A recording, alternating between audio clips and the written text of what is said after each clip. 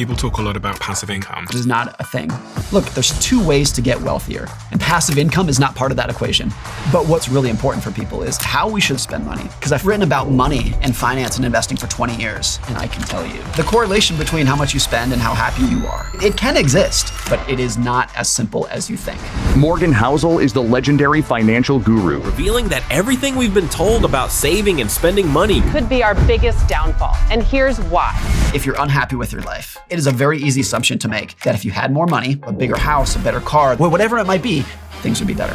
And it's a lie we tell ourselves, of course. Because here's the truth, so much of spending is a psychological itch that you're trying to scratch. And that manifests in so many different ways. For example, life is a competition. It doesn't matter how well I'm doing, it matters how well I'm doing relative to you. And the most tangible way to do that is through material stuff. I was reading some funny stats. They say that if you win the lottery, the probability of your neighbor going bankrupt increases. It's an amazing statistic. So be careful who you socialize with, because you're going to anchor to them as a baseline level of success and happiness. So is it wrong to buy a Rolex? Absolutely not. But when it's controlling your personality, it's no different than any other addiction, where it's forcing you to do things that you otherwise don't want to do. What about people who don't seem to spend anything? It's just as dangerous. Like there's something called post-traumatic broke syndrome.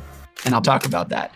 But I guarantee you that everyone can spend money in a way that's gonna make them happier. So if I wanted to make a framework to know how to spend my money, where do I start? But also, based on everything you know about money, if I wanna get complete financial freedom, what's the 5 things that I should be thinking about? The first thing that I think that's most important is I see messages all the time in the comment section that some of you didn't realize you didn't subscribe. So if you could do me a favor and double check if you're a subscriber to this channel, that would be tremendously appreciated. It's the free thing that anybody that watches this show frequently can do to help us here, to keep everything going in this show in the trajectory it's on. So please do double check if you subscribed. And thank you so much, because in a strange way, you're part of our history and you're on this journey with us. And I appreciate you for that. So yeah, thank you. Morgan, everybody loves to talk about investing. They love to talk about saving money. But I've never heard anybody emphasize the importance of spending money. You've written this book, The Art of Spending. So it begs the question, why would someone like you, who sells tens of millions of copies of their books when they write about something and really, really cares about the art of writing, commit themselves to writing a book about the art of spending when you could have written anything that you wanted to and it would have been a success? So I've written about money and finance and investing for 20 years, and almost never had I myself said, what is my spending philosophy? I can tell you how I invest. I can tell you how I save. I can tell you why I do those things. If 5 years ago, if you said, Morgan, tell me your philosophy about spending in your own life, I'd be like, I don't really know. And as I looked into it, there are literally tens of thousands of books on how to invest, how to grow your money, how to get rich, how to help your career. That topic is endless. There is virtually no book out there written about spending money. And I think the reason why is because I think we intuitively think nothing needs to be said, because the answer should be obvious. More is better, fancier is better. That's the end of the topic. But if you know particularly wealthier people, I mean, it affects everybody, but particularly wealthier people, you know it's not that simple. That the correlation between how much you spend and how happy you are, it can exist. Everyone can spend money in a way that's going to make them happier, but it is not as simple as you think. And as I started digging into it in my own life, of when have I been envious of other people, of their material possessions? Why was I envious? When have I been jealous? Why was I jealous? What kind of spending made me happy? What left me completely flat? It's a much more complicated topic than it seems at the surface. You know, another title for the book could have been The Psychology of Spending Money, because that's what this is. So it's a look at the psychology of greed and envy and social aspiration and like climbing the social ladder, who you're trying to impress, whether those people are paying any attention to you. That's what this book is. So for someone like me who wants to improve my relationship with spending, I guess the first question is, understanding the art of spending money, simple choices for a richer life. What is it going to do for me? How is it going to make my life better to understand this? Why does it matter to the person that's listening right now? I think it is a very easy assumption to make if you're unhappy with your life, that if you had more money, those problems would go away. Yeah. Sometimes it can be true.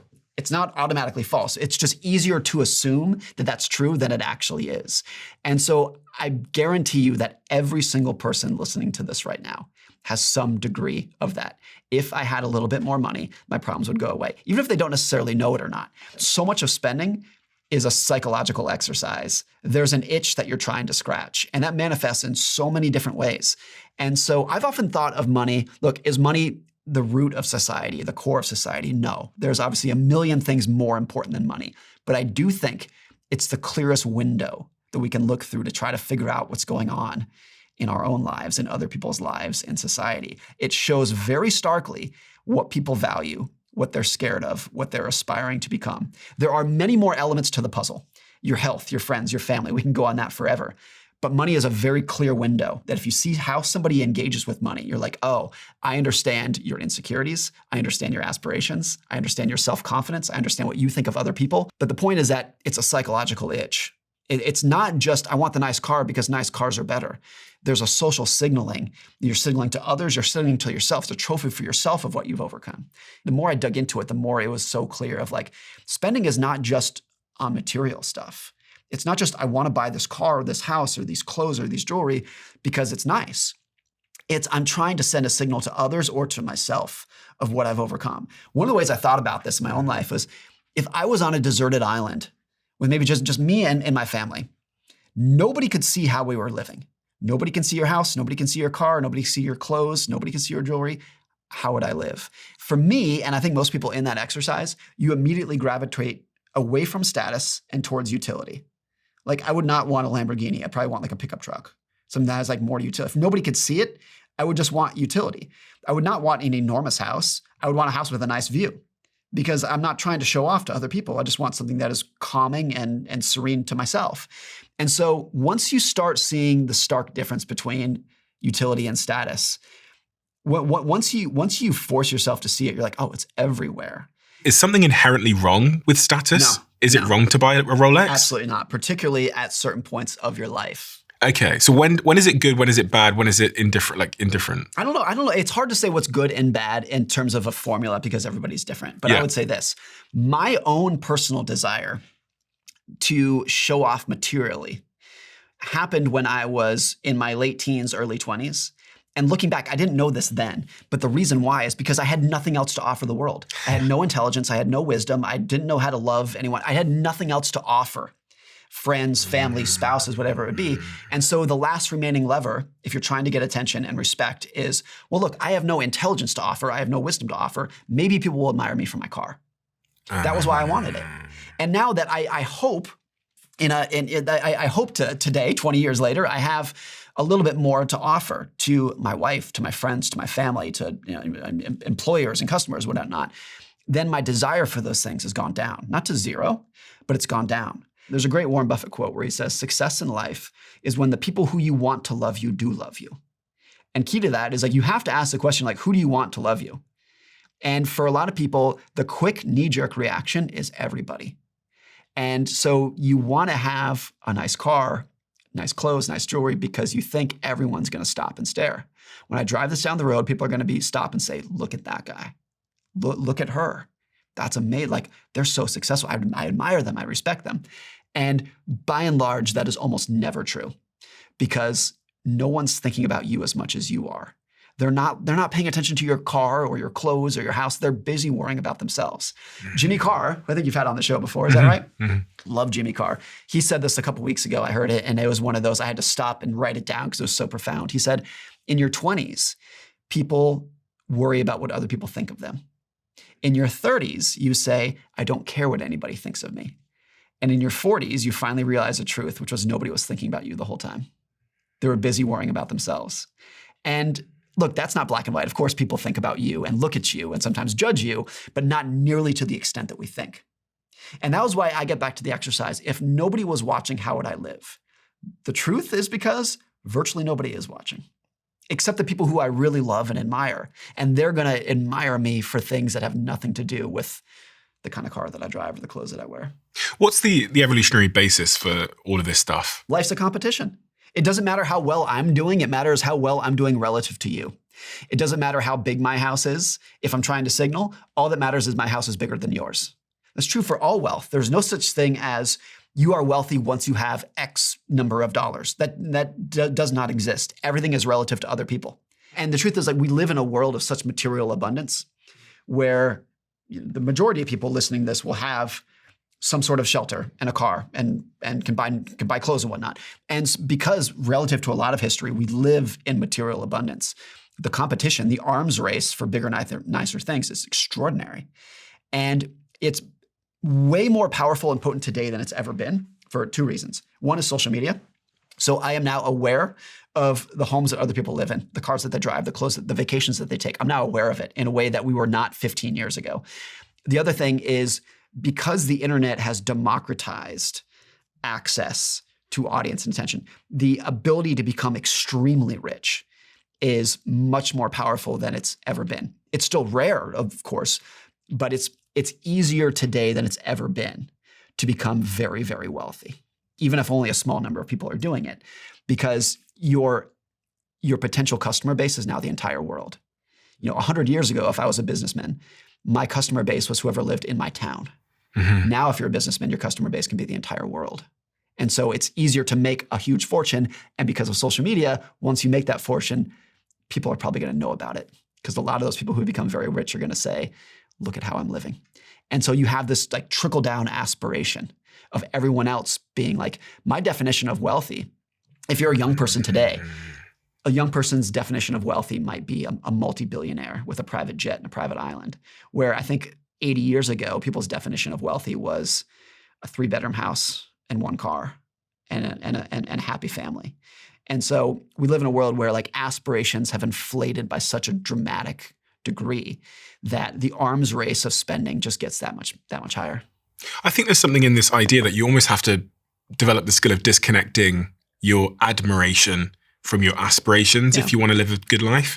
Because so many kids will like look up to you and say, I want to be like Morgan when I'm older, because they admire what you've done. But the reality is they're just seeing the sort of shop window of your life. And so people do this with Elon all the time. Right. And Elon has even said, he's like, you might think you want to be me, but you don't.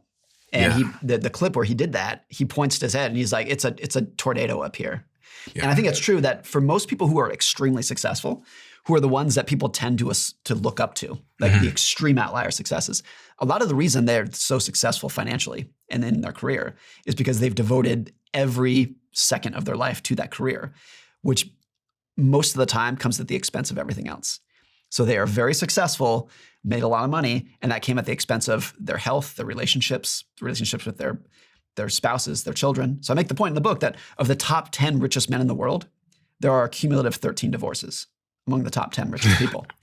And it's a small sample size. Like you can't really, say that much with that. But this is a group that is almost universally admired, particularly among young men. Elon Musk, Jeff Bezos, Mark Zuckerberg, how amazing would it be to have that much money? But actually, if you dig into their their whole life, not just their net worth, not just the house and the jet that they have, but if you look at holistically their entire life, you're like, I don't know. It's not that great. It's one thing to admire someone if you can pick bits and pieces. I want his house and her car and his career and his physique, but you can't pick bits and pieces. You have to take the whole thing. And once you take the whole thing, you realize that like a lot of the people who you may have been looking up to either did not have a better life than you did, or it was just marginally better in a way that was easy to overlook.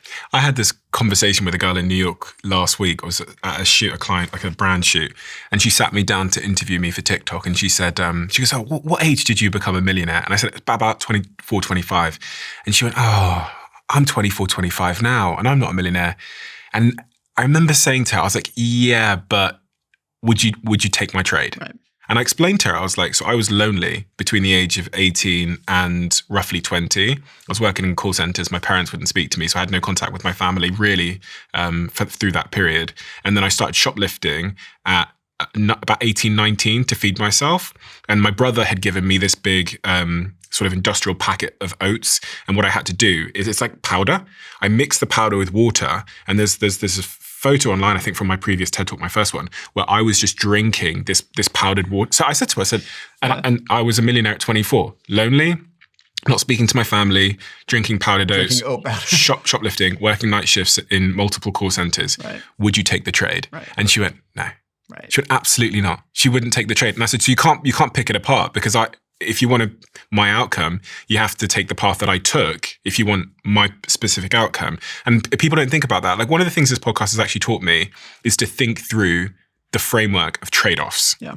So think about everything as a trade-off. Think of a Zempic as a trade-off. There's a trade you're making somewhere. And even, when you admire people, if you admire what we've done here, for example, think about the trade-off. Like, even with this team, the team have been working here every single day, including the weekends, from morning till night for the last 14 days here in New York, every single day. Right. Do you want a podcast? Like, Right. do you want the trade? And if you do, fine, but just be informed about, as you say, both sides of the trade. Another Jimmy Carr quote that I love. He's a profound individual. Not only is he hilarious, he's very smart. The quote is, everyone is jealous of what you've got. Nobody's jealous of how you got it. Yeah. And I think it's just so easy to overlook. One of the things I write in the book is what's called the reverse obituary, which is, it's a very good, helpful exercise to write down. It's kind of morbid, but what do you want your obituary to say? Kind of a weird thing, but for me, everyone's different. But for me, I would want it to say, Morgan was a good father, a good husband, a good friend, helped his community, was a good worker. That's what I would want it to say. Never in a million years in that obituary would I want it to say what my income was, how big my house was, how many times I went on vacation, how many horsepower my car had. Like, it's ridiculous to think that that's what it would be. I would want it. You instantly drift towards the things that you actually want in life. And of course, it's going to be different for everyone, but I found it a helpful thing, because you realize that it would be completely absurd to put the things that I might be chasing in my life in my obituary. And so if in any given day, in any given year, you're like, I got to earn a higher income and I want to buy a bigger house, and I need a new car, and do you see they came out with this watch? But at the end of your life, that's not going to matter. What's going to matter is, were you a good spouse, a good parent, a good worker? Were you honest? Were you a good friend? Were you funny?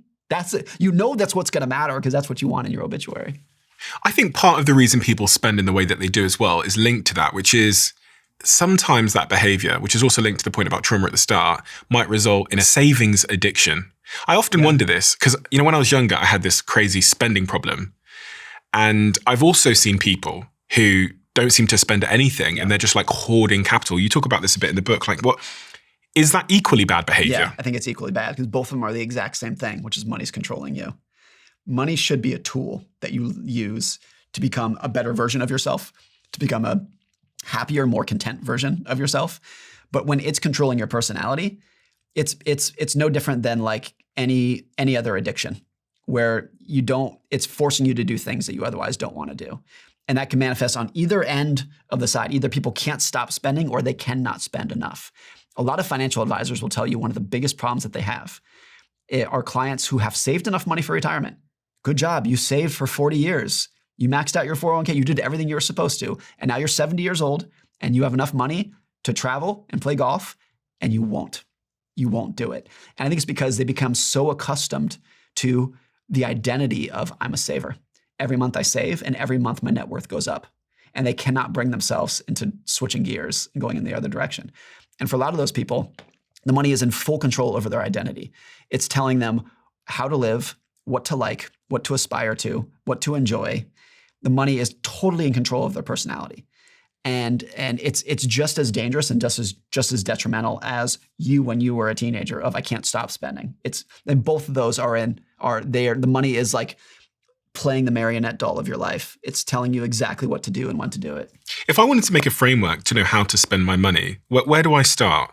Do I have to get clear on something? And I guess the other question, which is somewhat linked to this, is this overarching debate around, can money make you happy? Right. But I'm trying to figure out, like, where do I start? Because one of the things I want to get out of today is I want to have a clearer framework for how to spend my money. Well, those 2 points that you just brought up, I think, are very related. The first, on the point of, can money make you happier? The answer is yes, but there's an asterisk next to it that we need to get to. For years, there was a big academic debate of, does more money make you happy? Some of the studies showed yes, clearly it does. Other studies showed no, it really doesn't. And the academics, the economists, were like battling for decades. It's kind of been cleared up in the last couple of years, this last couple of decades, with some nuance, which is this: if you are already an unhappy person, if you're already anxious, if you're already depressed, by and large, having more money will not help you, at least that much. It might help you a little bit around the margins. If you start as an unhappy, depressed, anxious person, if you are already a happy, content, joyful, laughing person, having more money will give you a better life. So in either direction, it's just leveraging who you already were. It's not going to change you that much. It's just going to leverage who you already were. Very similar to, like, they say this about power. Like, once you gain power in politics or something, it just leverages the personality that you already had. Money is very much like that. And so it's not a panacea in the sense of like, oh, like if you're miserable, like if you had more money, it's going to clear up your problems. It can make some of your problems a little bit easier to deal with. But I mean, think about it in these stark terms. Let's say you are overweight and unhappy. You hate your job and you're recently divorced and your kids won't talk to you, but you live in a mansion that has a Ferrari in the driveway and you got all kinds of fancy stuff. Is that a good life? If everything else in your life sucked, and you woke up every morning going, oh, I got to go to work today. I hate my job. I can't stand my job. I'm lonely. I'm miserable. I'm overweight. I can't sleep. I'm addicted to alcohol, whatever it might be. Of course, it's a terrible life. The house and the car don't matter at all. But you can flip that around and say, like, let's say you live in a very modest middle-class house and you drive a 10-year-old Honda Civic, but you love your job. You love your coworkers. You have a great relationship with your spouse. Your kids admire you. You have your friends over for a barbecue every Friday night. Materially, it's very modest. You have what you need. You're not impoverished. You're not homeless. You have the food that you want, the shelter that you want, but you would be an absolute maniac to choose the miserable person in the mansion versus the content, happy person in the middle-class house. If your goal is to live a good life, it's psychotic to pick one over the other. I felt this quite starkly recently because I flew to Cape Town on my own. I've only ever been there with my girlfriend and with other friends. And the first time I've only been there a few times. I've got a house there and it's a very big house. And the first time I came was with my family. Second time it's with my girlfriend and my friends. This time I came on my own. Yeah. And I felt this deep existential feeling waking up, walking through that house alone, thinking, fuck me. Like, it was so clear to me that the point of such a thing is to fill it with people. And you say, that's what I make this point in the book of, like, the very simple question, will a big house make you happier?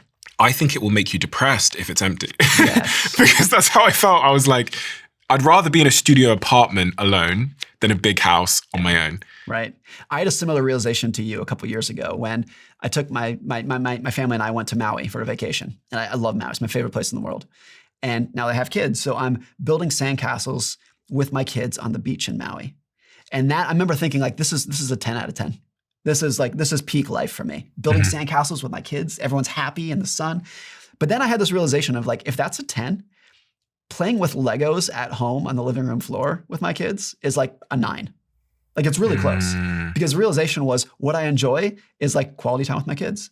And I think a lot of the reason that people like travel is not because they like getting on an airplane and flying around the world and being jet lagged and cramped into a small hotel. What they like is uninterrupted time away from work, away from all the other stresses of everyday life. That's what they actually enjoy. That's what they like travel. It's not necessarily the location. It's like what the location is doing for you. So the question of, will a big house make you happier? It will, to the extent that it makes it easier to have your friends and family over. Because your friends and family are the ones who are actually making you happy. And so the answer can be, will a nice house make you happy? The answer can be yes, if you're using it for the right reasons. There was this article in the New York Times, this is probably 10 or 15 years ago. And the article said, 2 things happened to Julia Roberts this week. 1, she won the Academy Award. And 2, she found out her husband was cheating on her. And so the column said, pop quiz, did Julia Roberts have a good week?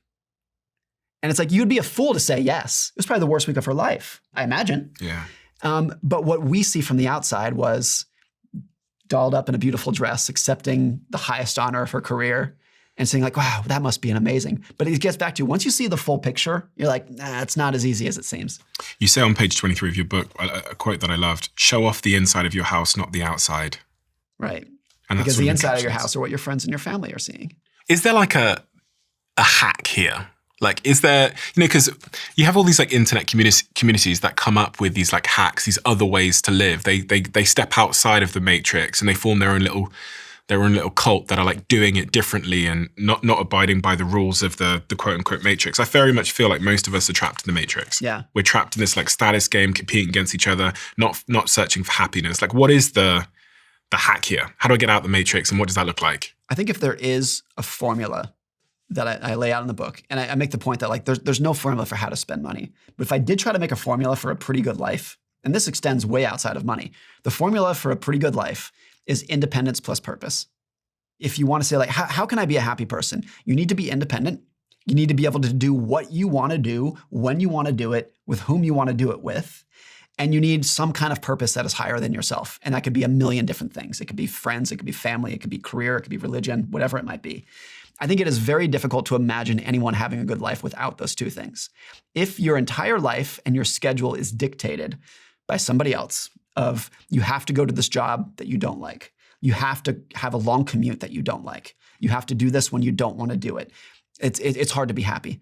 And if you don't have any kind of purpose that you're doing it for, it's difficult to be happy. And so the idea that, to me, the best thing to spend money on is independence. And I view it as purchasing. I don't view it as saving money. I view it as purchasing independence. That's how I view it. I feel like I'm buying independence when I save. And so to me, the biggest thing that I spend my money on, and this sounds weird, but is saving. And I view that as buying independence. I view that as every dollar that I save is a little bit more independent than I was before. It's a little bit of my future that I now own and control. And if you're listening to this and you're like, look, I'm not financially independent. I have no possibility of being financially independent. Independence exists on a spectrum. And literally every dollar that you save is a little bit more independent than you were before. If you have $100 in the bank in savings, that can make it so that if you were to lose your job, you have a little bit more flexibility for rent or groceries or whatever it might be that you didn't before. If $1,000, $10,000, any amount that you have is a little bit more independent than you were before. And so when you view one of the cores of living a good life is independence, and any amount of saving money will buy you independence, I think that's a powerful observation for people. And then the purpose part is going to be different for everyone. For me right now in my life, it's being a good father. That's what I want my identity to be. That's my overarching goal in life, is to be a good dad. I think the vast majority of parents will tell you that there was no greater joy, purpose than watching their kids thrive. It can also bring a lot of sorrow and a lot of sleepless nights and a lot of anxiety and a lot of worry that comes along with it. But nothing that I've experienced or any of the other parents that I know would say that anything in their life has come before that it's been a great thing. So we got on this point because the formula is independence plus purpose. For me, the purpose is being a parent. That's not going to be true for everyone. But you're trading independence for that. I'm trading, it's internal independence that I'm giving up. I want to sacrifice for my kids. I want to, like, loyalty to people who deserve your loyalty is a wonderful thing. Loyalty to people who don't deserve your loyalty sucks.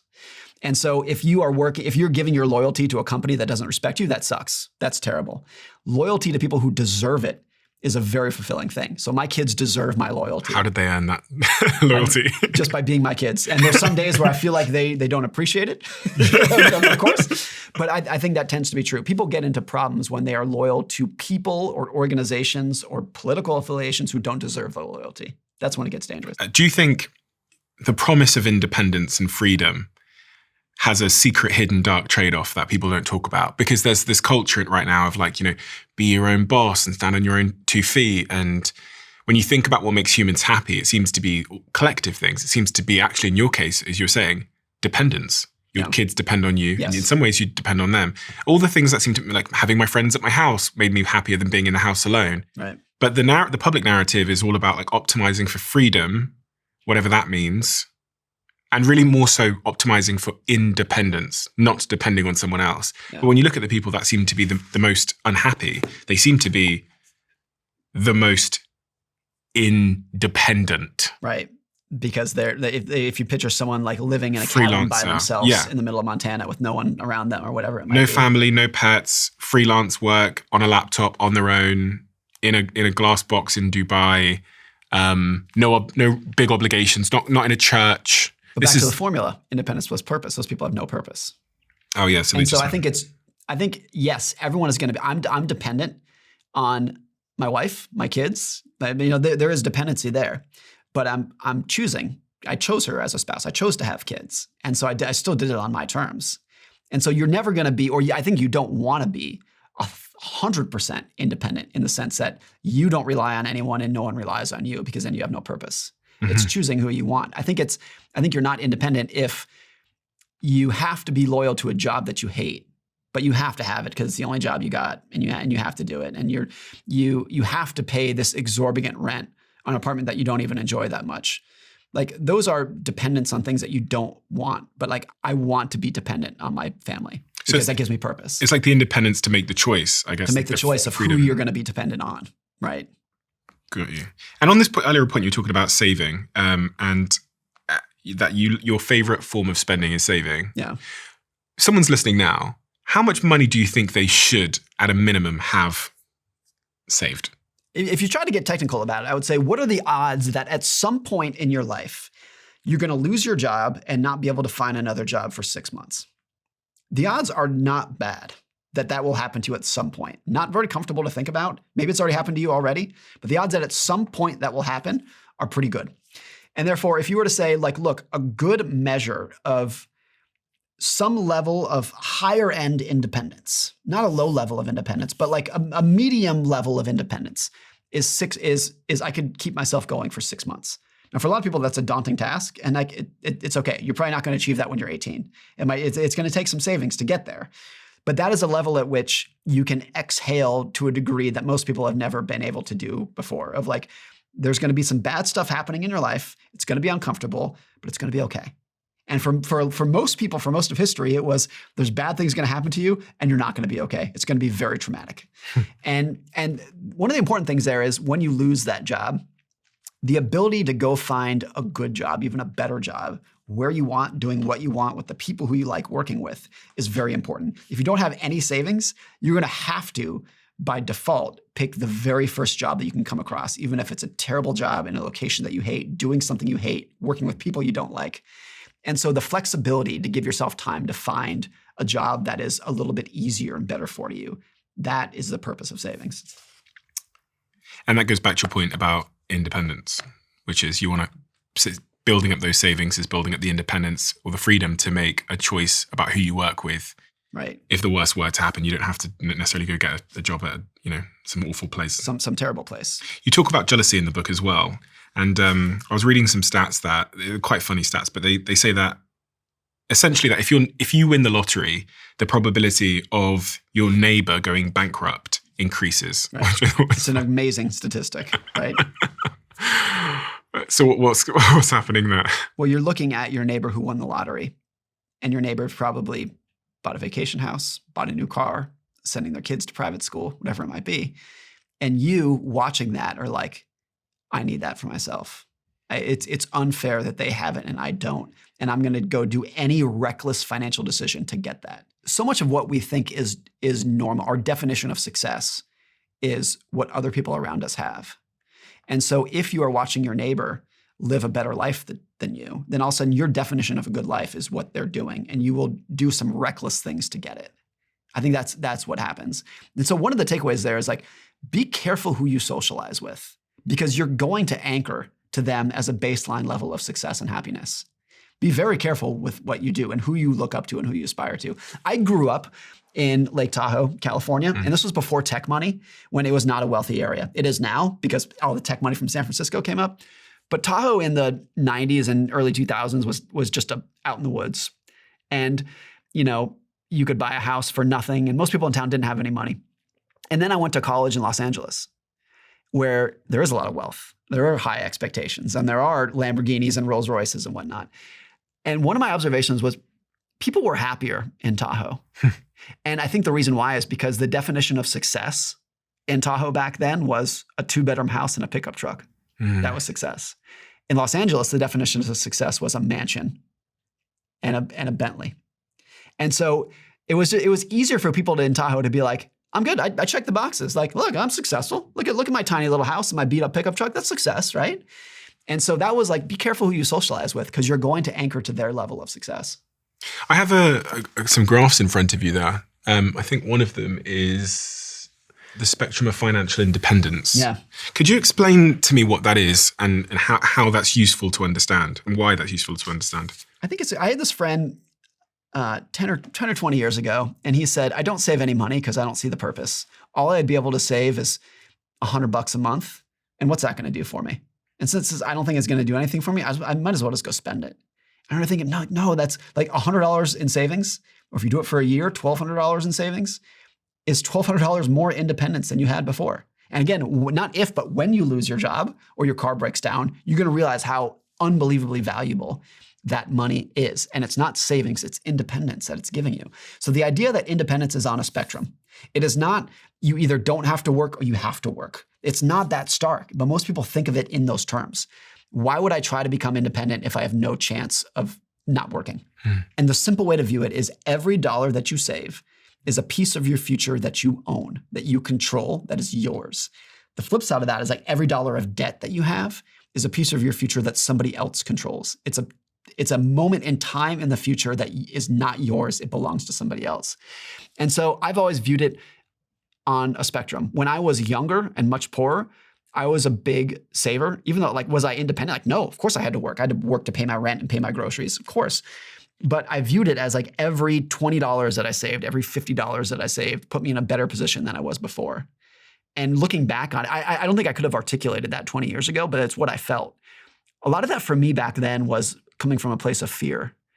I didn't have a lot of self-confidence in myself, in my career. So I was like, I need to save to prepare for when this all comes crashing down. Mm-hmm. And even though it didn't come crashing down, I'm so glad that I did it because I've had a sense of financial security and I've had a sense of independence financially since I was in my early 20s. Not because I had saved a ton, I hadn't, but any amount that I saved, I viewed as like the cushion that gave me a much higher sense of confidence that if or when things go wrong, I'm not going to be flailing. I'm going to have some cushion to fall back on. And what is this spectrum? What are the stages of this spectrum? So let's start at the very bottom. You're homeless, you're panhandling, reliant on the kindness of strangers. As you go up from there, you can be completely reliant on your boss in a job that you don't like. Now that's another low level. As you go up from there, you have, look, I'm reliant on my job, I'm reliant on my paycheck, but I probably have some opportunities. I could go work at another job. I could choose to work here, I could choose to work there. And then you go up from there, it's like, I like my job and I have some savings. So if I lost this job, I can fall back onto it from there. You can go up from there to have, you can live where you want. You can work where you want. You can change fields. You can go and you can do a completely different job. You can take 2 months off and travel if you wanted to. Like you're working your way up all the way to the highest level of financial independence, which is I don't need to work anymore. I've saved enough and I can wake up every morning and do whatever I would like to do. That's obviously an aspiration that for most people will never be reached until they're maybe in their 70s and they're retiring and they have Social Security and some other savings from there. But for most people, like a good level of independence as a good goal is enough savings so that if you lost your job, if your car broke down, if you needed to replace the roof on your house, you would be able to do it without losing that much sleep. That is a realistic level that I think almost anyone can achieve. Based on everything you know about money, if I want to get to that highest level of complete financial freedom, what's like the 5 things that I should be thinking about at just a sort of a very simple level? Because so many people listening right now think, my goal in life isn't to become a billionaire or tens of millionaire. My goal in life is just to get to that point of freedom as soon as I can, where I can start calling the shots. And there was someone who I was speaking to the other day and said that there's this internet movement of kids who are trying to get, what do they call it? It's like they're trying to get to the point where they can retire early. Fire something. Financial independence, retire early. Okay, that. Yep. Like how do I get there? The first thing that I think that's most important, this is the first and the last thing, this is the most important part, is that all wealth, your feeling of wealth, is what you have minus what you want. And it's so easy to ignore the latter. I talk about in the book my late grandmother-in-law, my wife's grandmother, she passed away a couple years ago. For 30 years, she lived off of nothing but $1,700 or $1,800 a month in Social Security. Not a lot of money. By most accounts, very little money. But she didn't want anything more. If she made $1,700 a month, she did not want $1,700 in $1.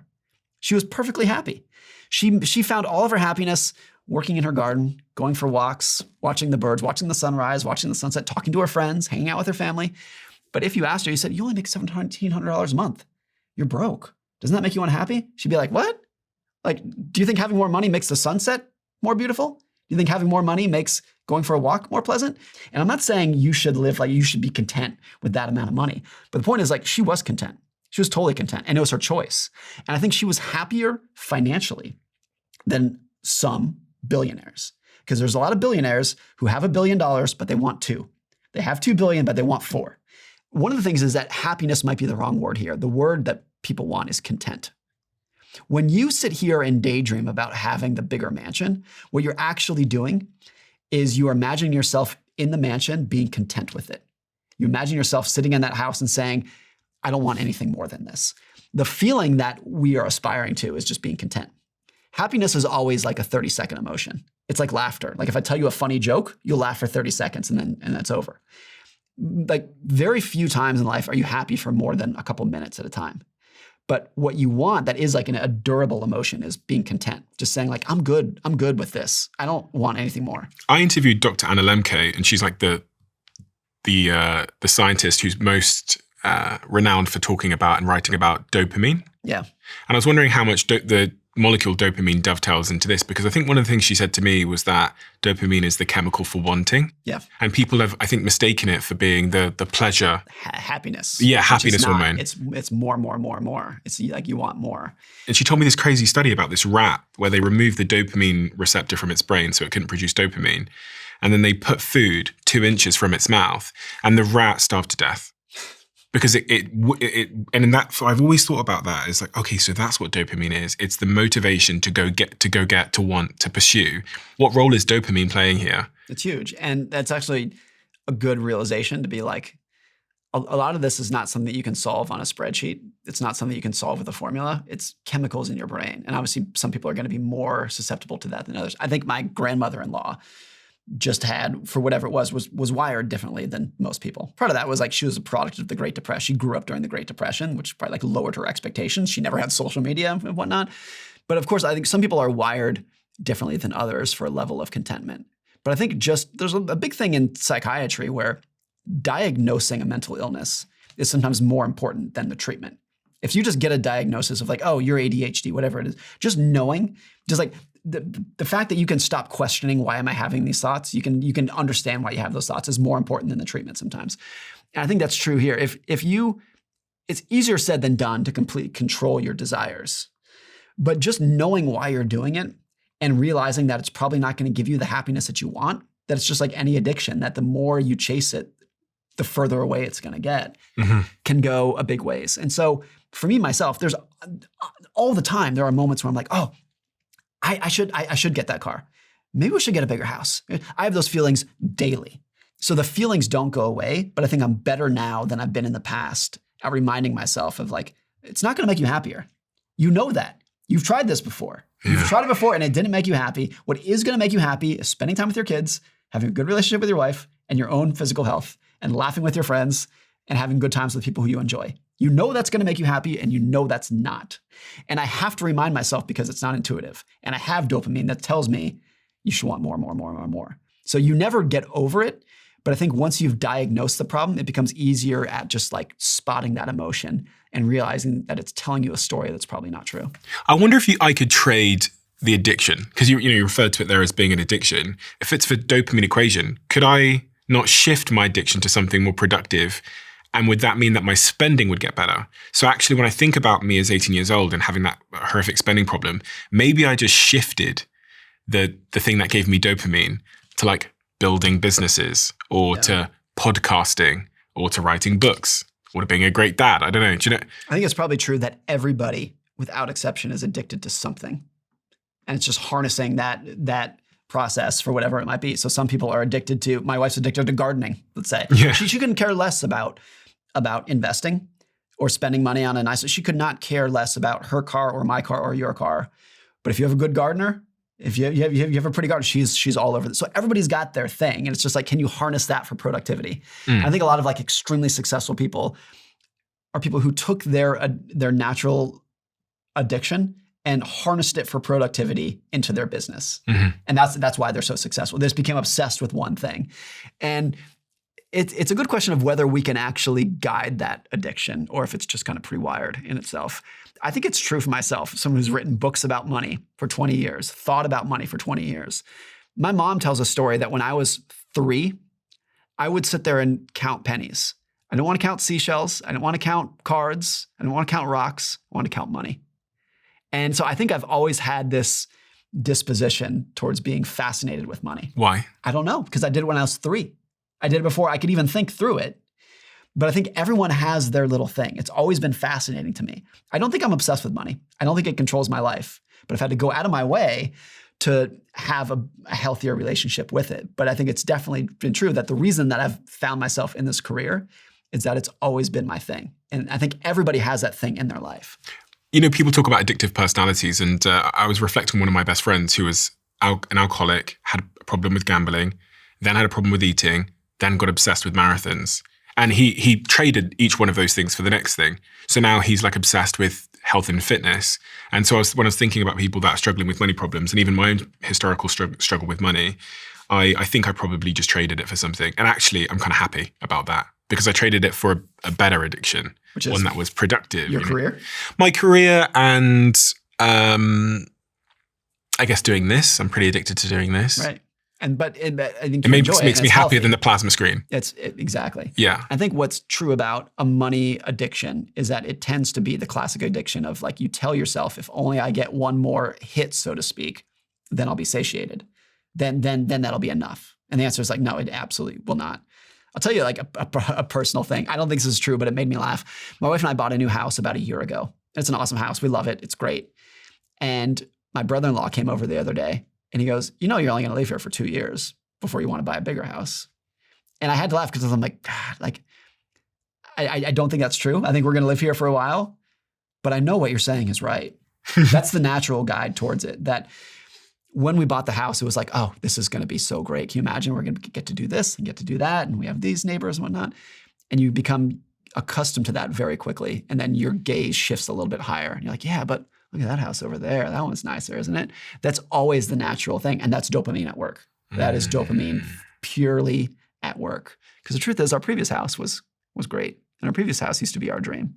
And dopamine exists when there's a gap between where you are and where you want to be with something. And when that gap closes, they often refer to that as the arrival fallacy. Yeah, right. Which is a really kind of what you're describing. You tell yourself, once I get there, then I'll be good. Then that's enough. And it's a fallacy because you know that's not true. As soon as you get to that, whatever that mountaintop is, there's another mountain above it. It pushes you in a way that is not easy. Like nobody should pretend that you can just go do this today, but it pushes you into appreciating what you have now and finding your joy, finding your happiness through other things that don't have the arrival fallacy. Never have, as a parent, have I said, oh, if only I had one more kid. Then that would be great. There's really no arrival fallacy for kids. You just kind of be like these. Like I just appreciate being around you. I just appreciate all the. And if anything, it's the opposite. It's you look back and you're like, oh, I miss when you were younger. It was like, oh, it's sad how fast you're growing up. If anything, rather than like looking ahead and being like, oh, it's going to be better then, you're looking back and you're like, oh, I wish I had appreciated that phase a little bit more. When you talked about one of the ways to get to early retirement and to live a better life is to want what you have and basically want less things. I go back and forward a lot with this idea because there's like the monks who say that like happiness is not wanting something. And then there's like the reality of life where striving for things seems to make me happy. And everybody describes the journey as being the most enjoyable part. That's your purpose. Yeah. So like how do I make sense of this? That like the monks are telling me that not to want anything because that's going to make me frustrated and unsatisfied. And then my lived experience is striving for things with a group of people seems to make me happy. I think there's a difference. It's a subtle difference, but between pursuing something that you genuinely enjoy doing, which for you is this, like your business and whatnot, versus being addicted to chasing something that you don't have yet. And so I imagine, you can correct me if I'm wrong, but I imagine when you're doing this, you don't tell yourself, I need to work harder so that one day the podcast can be up here. I imagine, tell me if I'm wrong, but I imagine you come to work every day and you're like, I like doing this today. I like today. I liked yesterday. I'm going to like tomorrow. And so you're not chasing a false goal. You just actually enjoy doing it. Do you know what? It's a weird thing because I'm going to be honest because it's the only useful position to take. It's a weird combination of both. So I say like, it's important for us to have some like goal, but also live in the total understanding that the goal doesn't actually matter. Right. And it's this weird dichotomy I live in, was like, if we become the biggest podcast in the world, like set that as a goal because it gives us something to chase. I get that. KPI, and then like put timeframes against and get excited by and focus on, but then also living in the total realization that it's not going to matter at all. Right. Nothing is going to change in my life. Zilch. Right. What am I going to get? A better black shirt? It's like, do you know, you know what I mean? But here's the truth. The reason that we live in a world with a ton of technology and a ton of great businesses and great medicine and whatnot is because virtually everybody for all of human history has woken up every morning and said, it's not enough. I need more. That's the fuel of progress. And I don't want to live in a world where everyone wakes up and says, I have all I need. Because then progress would stop that day. We'd probably start declining that day. And so there is a paradox here of like, as a whole society, I'm grateful, and you should be grateful that people wake up unfulfilled.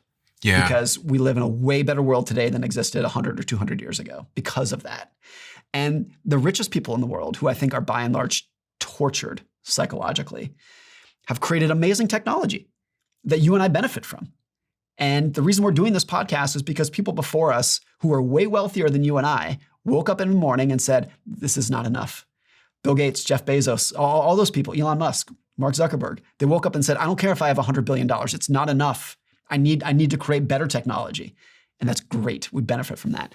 And so there is a paradox here that and that will never change. That will never change. So there's a paradox that like the better society becomes, I think. Like it's always going to be the case that as a whole society, we're going to have a level of angst and anxiety and not be satisfied and say it's not enough. At the individual level, though, I think you can recognize that game and contextualize it within your own life and say, like, look, I want more money. I want to sell more books and have a better career. I want to save more money. I also have to go so far out of my way to put it into context and say none of it's going to matter unless I have a higher purpose beyond that money. So I think you can aspire for more and still go out of your way to realize what the expectations game is, even if you can't perfectly control it.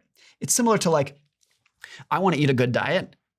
Of course, I want to eat healthy food. I'm not going to pretend for a second that I don't want Oreos and ice cream because they're great and they're always going to taste great. And so I'm never going to get to a point where I say, I don't want a nicer house. I'm a human. And so are you, and so is everyone else. You're always going to have those feelings, but you can recognize the game. You can recognize the voice that's talking to you and realize when that voice lies to you and when it's telling you a story that is either false or just a little bit incomplete.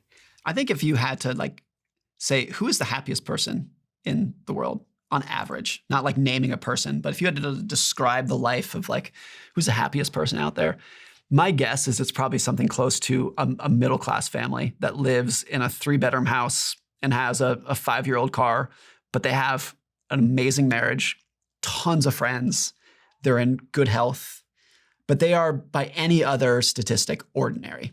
And at the end of their life, more than the people who are very, very successful, that ordinary family is going to look back when they're on their deathbed, when they're 95 years old and be like, that was good. That was a good time. Do you think, this is a very strange question to ask, but do you think I could make myself like that? No. Here's the truth. I think on the nature-nurture spectrum, most of what we believe and the feelings that we have is forged at conception. And we're just wired that way. And there's not much we can do about it. Some people have different aspirations. Elon Musk was born wired very differently than you and I. And there's nothing we can do about that. So we are who we are, but I think we can put those feelings into a better context. Even if we can't control having those feelings, we can tell ourselves a more complete story about why we're having those feelings and what those aspirations will actually do to our happiness.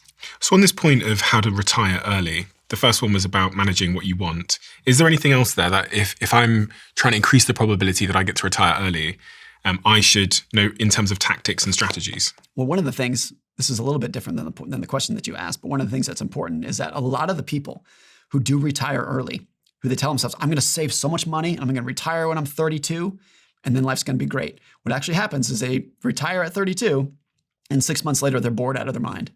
And they realize that like what actually makes you happy is purpose. And for a lot of people, their purpose can be their career.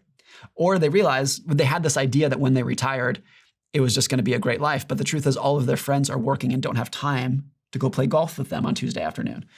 And so a lot of those people who retire early end up going back. And they realize it was not what it was made out to be. Because they had, if the formula is independence plus purpose, they gained independence, but they kind of lost their purpose. And then and so it was incomplete. They didn't get what they wanted.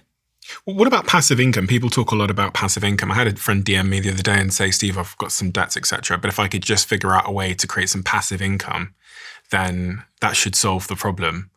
And this term passive income has become like completely overused. Yeah. Because, for example, a lot of people, when they talk about passive income, they're like, oh, I'm going to own real estate. I'm going to have some rentals, and that's passive income. If you think owning a rental property is passive income, you've never owned a rental property because there's nothing passive about it. It is a constant chain of broken toilets and leaky roofs and tenants who don't pay you on time. And there's nothing passive. That's a full-time job doing that. And so I heard someone say this recently, that there's two ways to get wealthier. You can sacrifice more or you can want less. And that's it. And gain passive income is not part of that equation. Because what's the first one? Sacrifice more. Sacrifice more. What does that mean? Work harder. Work in a job that has a lot of downsides, that might stress you out and requires you to wake up early and go to work and do some things that you don't want to do and spend time away from your kids in a way that you don't want to do. Sacrifice more or want less. Those are your two choices. And I think that's important in the passive income debate, because I don't think but there by and large is not a thing of passive income. Even if you're just like, you put your money in a savings account that pays 3% interest. Well, you had to sacrifice to earn that money and to save that money and to delay the gratification of that money. I really think it's an ironclad formula. Sacrifice more or want less. Those are your two options. It's not nice. But it's true. People want, tell me which crypto to right. to invest in to get that. Of course, everyone's always going to want the easy answer. Just like for health, the answer is eat a better diet and exercise. Nobody wants that. They just say, what's the secret potion? What's the secret formula? And maybe now we have Ozempic, so maybe now it's closer to a secret formula. But the truth is, what's the secret to better health? Sacrifice more, because working out and lifting weights and running is a sacrifice. It's not fun. It hurts. That's why it's good. Or want less. Be happier with your imperfect body. I mean, I think it's a great analogy between health and wealth.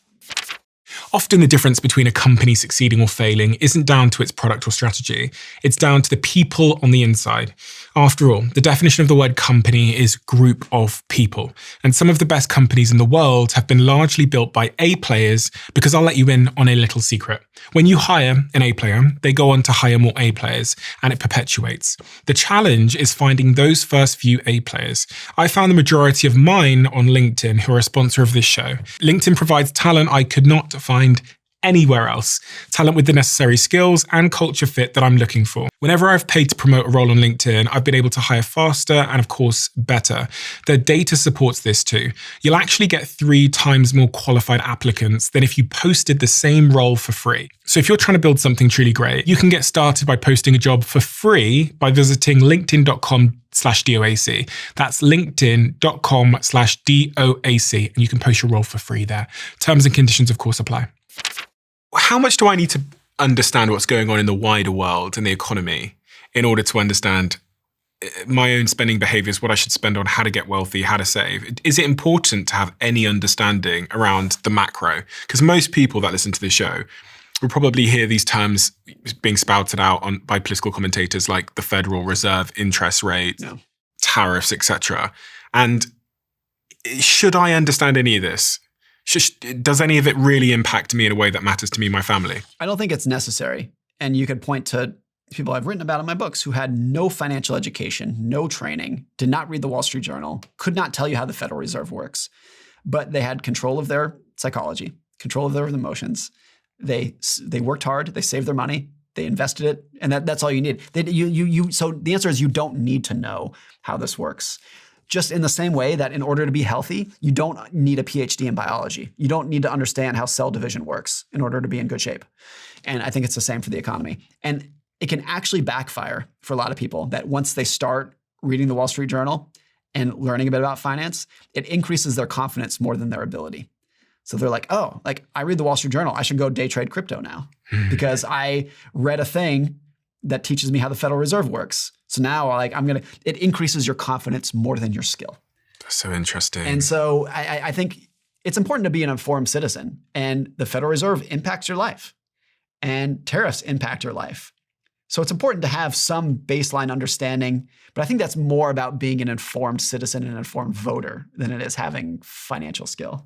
Of all of my best friends, there's like 5 or 6 of them, the one that's most cash rich is the one that knows the least about, I think he's the most rich, period, to be honest. He's the one that knows the least about finance. And he knows the least about investing. He knows the least about crypto. Well, what's the meme of like the tail spectrum of like the poor person drives a Toyota? The middle person has a Porsche, BMW, Mercedes, and the rich person goes back to Toyota. Of like, it's like whether you are very uneducated or extremely wise, you tend to end up. Oh, this one, it. okay. And so I think it does tend to be the truth that the people who do the best financially either have like no financial education or extreme financial education. And it's a person in the middle that has their confidence is increased much faster than their ability. And they're like, oh, no, I read this thing on Reddit that taught me about day trading. So now I'm going to go bet my entire net worth on this company I've never heard of. So funny. But so what is it that the person on the left and right side of the spectrum are both doing that is the same here? So for anyone that can't see, I'll put it up on the screen, but it just shows the bottom axis says net worth. And it basically says that people with low net worth buy a Toyota, people with like in the middle, that sort of middle percentage buy Lamborghinis and Porsches and Jaguars, and then people with extremely high net worths buy Toyotas. And obviously it's a metaphor. It's not exactly perfectly true, but I think people, like a lot of comedy, you see it like it's funny because people are like, yes, that's true. That's how it works. I think a lot of it is like the richer you become, you realize that the big house and the fancy car didn't do anything for you. It didn't give you what you thought it was going to give you. And then so you're like, look, I'm just going to go back to utility. Like status didn't do it for me, so I'm going to go back to utility. It can also be the case that if you're successful and rich, you can gain your admiration and your attention through what the business that you built or the intelligence that you have or the friendship that you can offer others. And therefore your desire to be like, look at my car. Look how cool my car is, just goes down from there. The way I also interpret it is that when you don't have much money or when you don't have a huge financial understanding like my friend, you end up playing the really boring money games. Yeah. And when you have a huge financial understanding, you probably also spend a lot of time playing the boring money games. And by boring money games, I mean index funds. Yeah. And the S&P 500 versus like crypto. Yeah. I think you'll see that in investing, that like the absolute layperson will invest in index funds. And the extremely experienced Wall Street veteran will invest in index funds as well.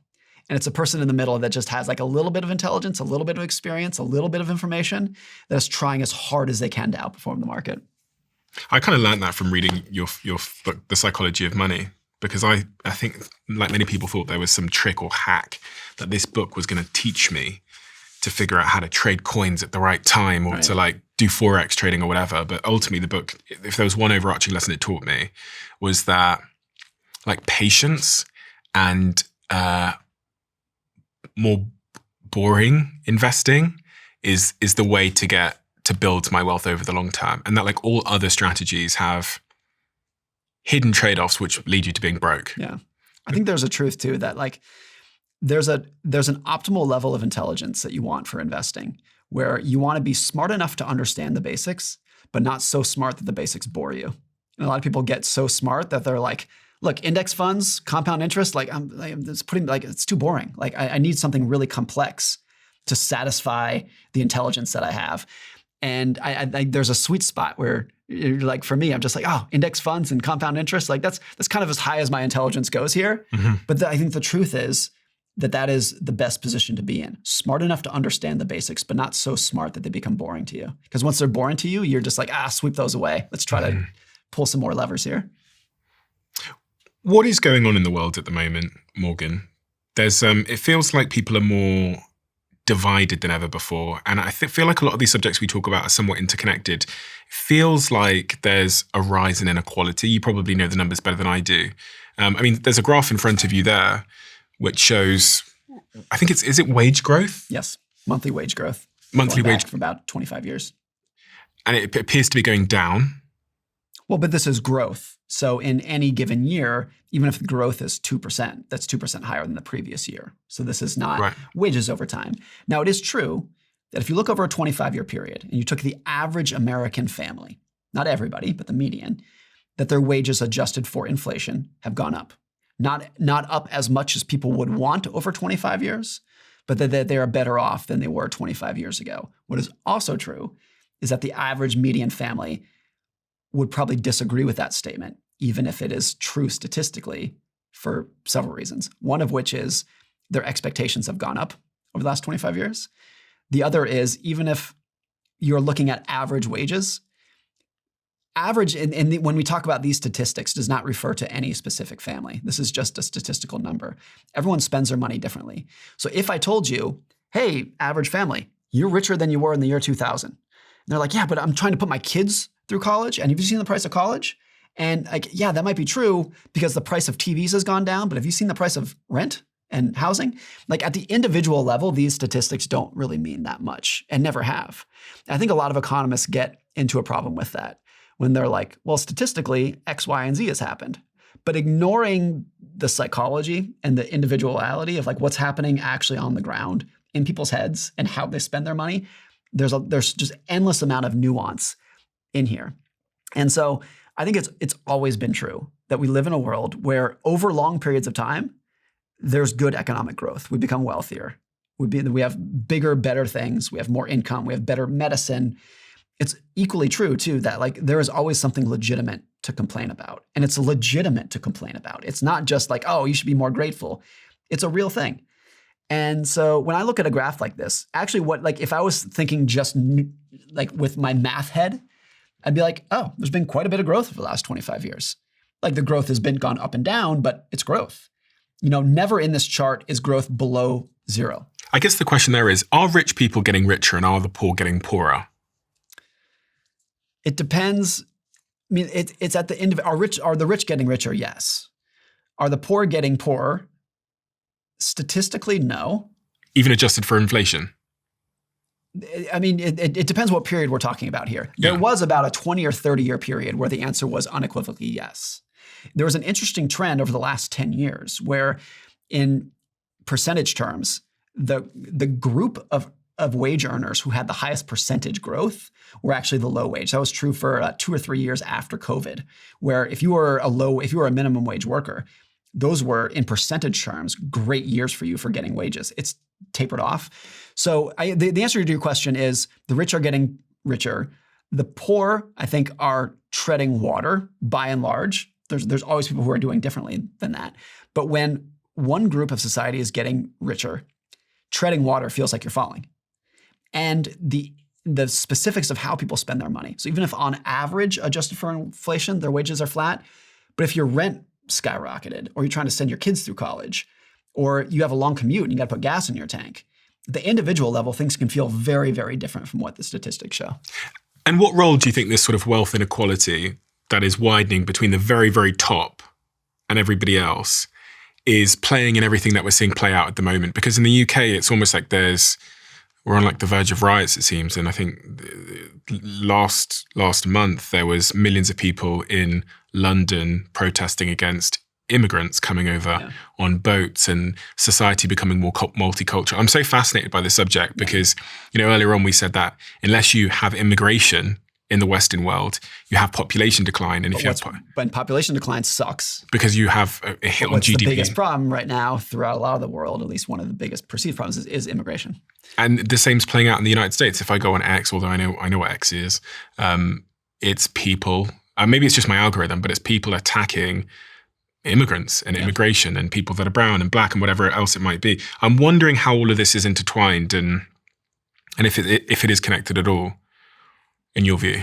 I think as an amateur student of history, across cultures, all over the place, all through history. What you want to avoid more than anything in society is when probably a third of the population wakes up every morning and says, this isn't working. That's the point at which it's going to collapse from there, is when enough people wake up in the morning and just have this feeling of like, whatever this is, it's not working out for me. You want to avoid that part. And so like, look, I tend to be a free markets guy. I'm a capitalist. I think people should be able to become very wealthy, et cetera, et cetera. You also don't want to get to a point where people become so wealthy that a big chunk of society just wakes up every morning and says, fuck this. This is not going to work out for me. And I think we're either there or precariously close to there in a lot of areas in the world. Social media, that's always been the case. And social media makes it 100 times worse than it's ever been. Mm-hmm. For example, you and I are recording this a day after Charlie Kirk was assassinated yesterday. And there were, who knows what percentage it was, but I think it was not hard on social media to find people who were celebrating it yesterday. Now, when Martin Luther King was assassinated, did those people exist too who celebrated assassination? Of course. But because of social media, by and large, you did not hear from them unless you were part of that group. Whereas today, virtually everybody yesterday saw people celebrating Charlie Kirk's assassination. And so even if those feelings existed in the past, they're much more apparent today. You see them today in a way that you did not before. So because of that, it's easy to say we're more divided today, we're more extreme today, we're more pessimistic than today. I think the nuance is that's not actually true. You're just more aware of it. That those feelings always existed. They existed in the 1990s, they existed in the 1950s. It was just much easier to contain those. And for the average citizen who got their information from one newspaper, one evening news program, to feel like things were much more stable and in control, and that people were much more uniform in their opinions than they actually were. Before we start recording, we were talking about the Charlie Kirk shooting and how social media's ability to dehumanize other people at probably a faster rate than history would have done it is pretty remarkable. And you see a lot of that. You see a lot of it taking place on both sides. I think both sides describe each other as being like animals and inhumane. And one side's calling the other side Nazis. And then the other side is calling the other side, referring to them in animal terms because of maybe the color of their skin or their behavior. We saw a lot of that when that heinous individual killed the young lady on the train in America. And the way, look, this person is this worst thing on planet Earth. But the language was it was putting that person in a group of other people. Yes. And then making the whole group a pack of animals. Right. Because in that situation too, we talked about this earlier. I don't know that individual's name, doesn't matter, but no one refers to him by his name. It's them. It's they. And that once you dehumanize any group of people like that, and this has been the case for all of human history, that 99.9% of people cannot kill another human, but they're perfectly fine killing them, that group. Once you dehumanize, you can do anything. And at a much lower level, everyone realizes this with road rage. I've had road rage. The person cut me off. That son of a bitch, honk my horn, flip. I don't get too extreme with it. But in things I would never do eye to eye. But once I'm looking at a car, then there's no human there. And my ability to have a level of anger is so much higher than it would be if we were just looking eye to eye. I had this experience a couple of years ago where I was pulling into a gas station and I inadvertently cut somebody off. It was an accident, but I totally cut them off. And he honked and threw up his middle finger at me. And since we pulled into the same gas station, we were now like eye to eye. And I walked over to him, and I think he thought I was like coming to like confront him. And I put up my hands and said, "I just want to apologize. I didn't mean to cut you off. I'm so sorry. It was not on purpose." And I think he was so surprised, and he was like, "Wow, thank you. Thanks for like." And we had this moment of like almost hugging, of just like, I'm so like, I hope you have a great day. It was one of those of like, once in the moment when it was, you stripped the humanity out of it, when it was two cars each other, both of us were like, fuck you. Once we looked eye to eye, it was like, oh, brother, like, it's okay. It's okay. And I think that was just like, for me, that was an individual example of what happens at society. When you strip the humanity off it, we're capable of so much anger and hate. Eye to eye, we're like, oh, that's all good. And I think all of us know somebody who we disagree with politically, regardless of what it might be. And it's easy to be like, oh, that person's an idiot. They're stupid. They're ill-informed. And actually, if you sit down and talk to them, you're like, look, we might have some disagreements here, but it's all good. Cheers. Let's have a good night. Like eye to eye, the vast majority of people get along and get together. But social media has turned all of life into road rage. Gosh, yeah. I mean, you know that more starkly than anyone as a podcaster, because I sit here with everybody of all political opinions, extreme left, pretty extreme right. And at this table, we get along. Right.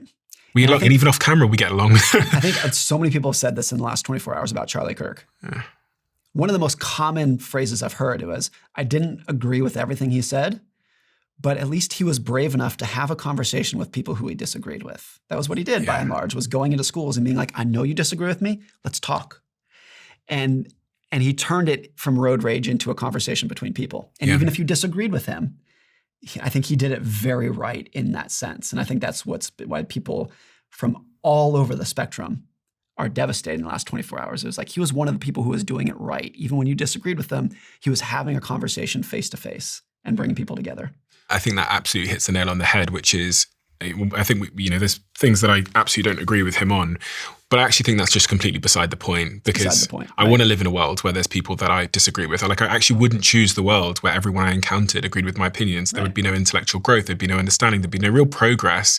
But also, as you've highlighted, the way that Charlie Kirk went about it was he went to Oxford University and went on the formalized debate panel against other people. He didn't hide in an office and opine on social media. He went face to face and said, I know you disagree with me. Let's have talk. And I'll listen to what he wasn't interrupting people all the time. He was hearing out their points and he was making his. Respectful about it. Yeah. And what is missing from all political discourse today?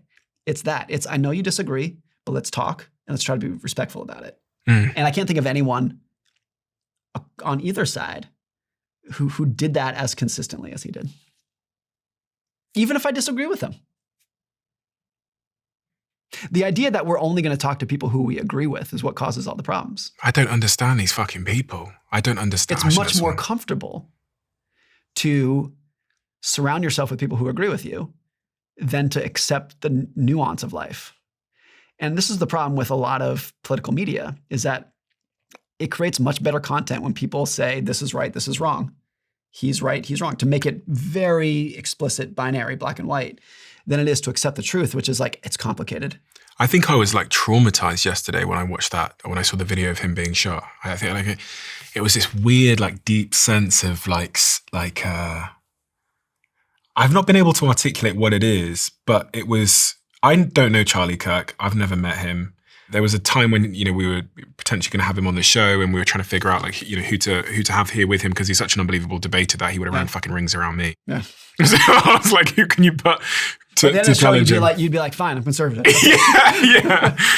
But there was something really surprising in how I felt when I both heard the news and saw him being shot. This young guy, family person who was out debating, who had ideas that many people disagreed with, but was in a forum where he was having them challenged, could be executed in public on live stream in a way that his children are going to watch that video when they grow up, probably multiple times.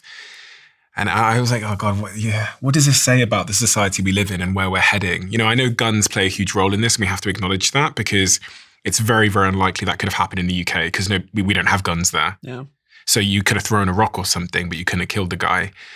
But it's almost it feels like a crescendo of the moment, where division and algorithms, and now that X has gone a certain way and other platforms are going certain ways. And if you look at the stats, there's more social networks now that have more than 20 million active users than at any time in human history. It's gone up by 50% in recent times, which means we're becoming more splintered. Yeah. And then if you understand the commercial models of these algorithms, their commercial model is dependent on you spending more time there. So how do I get you to spend more time there? Well, I give you more of the things that are going to trigger your amygdala, which is, your fear senses and the things that are going to drive you into rage and debate and engagement and sharing things. And so I don't know. I wonder if there's a way back from here. I have an optimistic view, and this is not a forecast because I don't have 100% faith in this, but there are endless examples in history when people discount how powerful cycles can be. And so my hope, it's not even a forecast, it's a hope, is that 15 or 20 years from now, we look back at this era as when things bottomed politically from which we grew out of, we improved. And we're going to look back and be like, man, the 2020s were so bad and we were so divided, but that was also a bottom that we came out of, like a generational bottom. And that sounds crazy today, but that's always been the case. If you and I were talking about the economy in the 1930s, it would have been preposterous, completely insane to say the 1950s are going to be the greatest, most unbound prosperity, middle-class prosperity we're ever going to have. That would have seemed insane. If this was the 1970s and we just had a raft of political assassinations in the 60s, John F. Kennedy, Martin Luther King, Robert F. Kennedy, and then Richard Nixon is impeached and resigned for Watergate, it would have been completely insane for you and I to say, hey, you know what? The 80s and 90s are going to be an era of political stability and political faith and trust in government. It would be insane. Like, it's always when things are the lowest that you feel like you're never going to recover. But if you understand how cyclical things can be, it's usually the case that looking back, you're like, man, it was bad, but looking back, that was the bottom. And I have no idea if the bottom was yesterday or if it's going to come 10 years from now. But I would bet that the most likely scenario, whenever that bottom comes, is that we will look 15 or 20 years back and be like, that was terrible. And at that moment, everyone assumed it would go on forever. But looking back, that was actually a bottom when enough people came together and said, stop, this is too much. The forces that we've gone too far in the other direction. We need to come around from them. It is always impossible in real time to wrap your head around that and to forecast it. It's only looking back that you're like, yes, that was that there was the bottom. And you can see things getting so bad. Trust in government is so low. Polarization is so high. That would not surprise me in the slightest if we look 20 years from now and be like, oh, things got better. I understand that from an economic standpoint. I struggle with it because of the presence of how because of the medium in which we communicate now with social media. Yeah. And I was looking at some of the stats here, and it says in 1994, only 20% of Americans held a very unfavorable view of the other party. By 2022, that number has jumped to 72% among Republicans and 63% among Democrats, according to Pew Research. And this is particularly pronounced in the United States and the UK and other parts of Europe. In this report, it says that social media and also cable news' role has only amplified echo chambers, making the divide sharper and more emotional.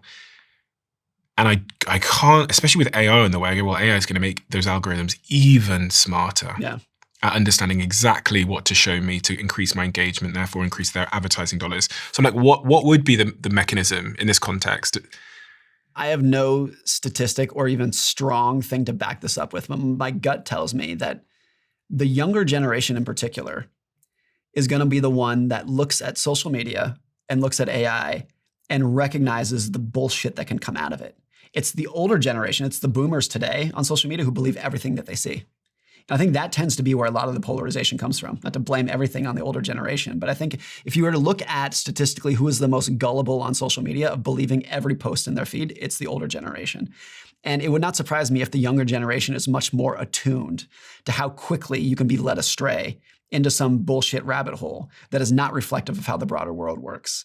I don't know if that's true or not, but if you were to ask me to articulate why we're going to get around the social media bubbles, it would be that the generations who have been doing this the longest are going to be the best at recognizing how dangerous it can be.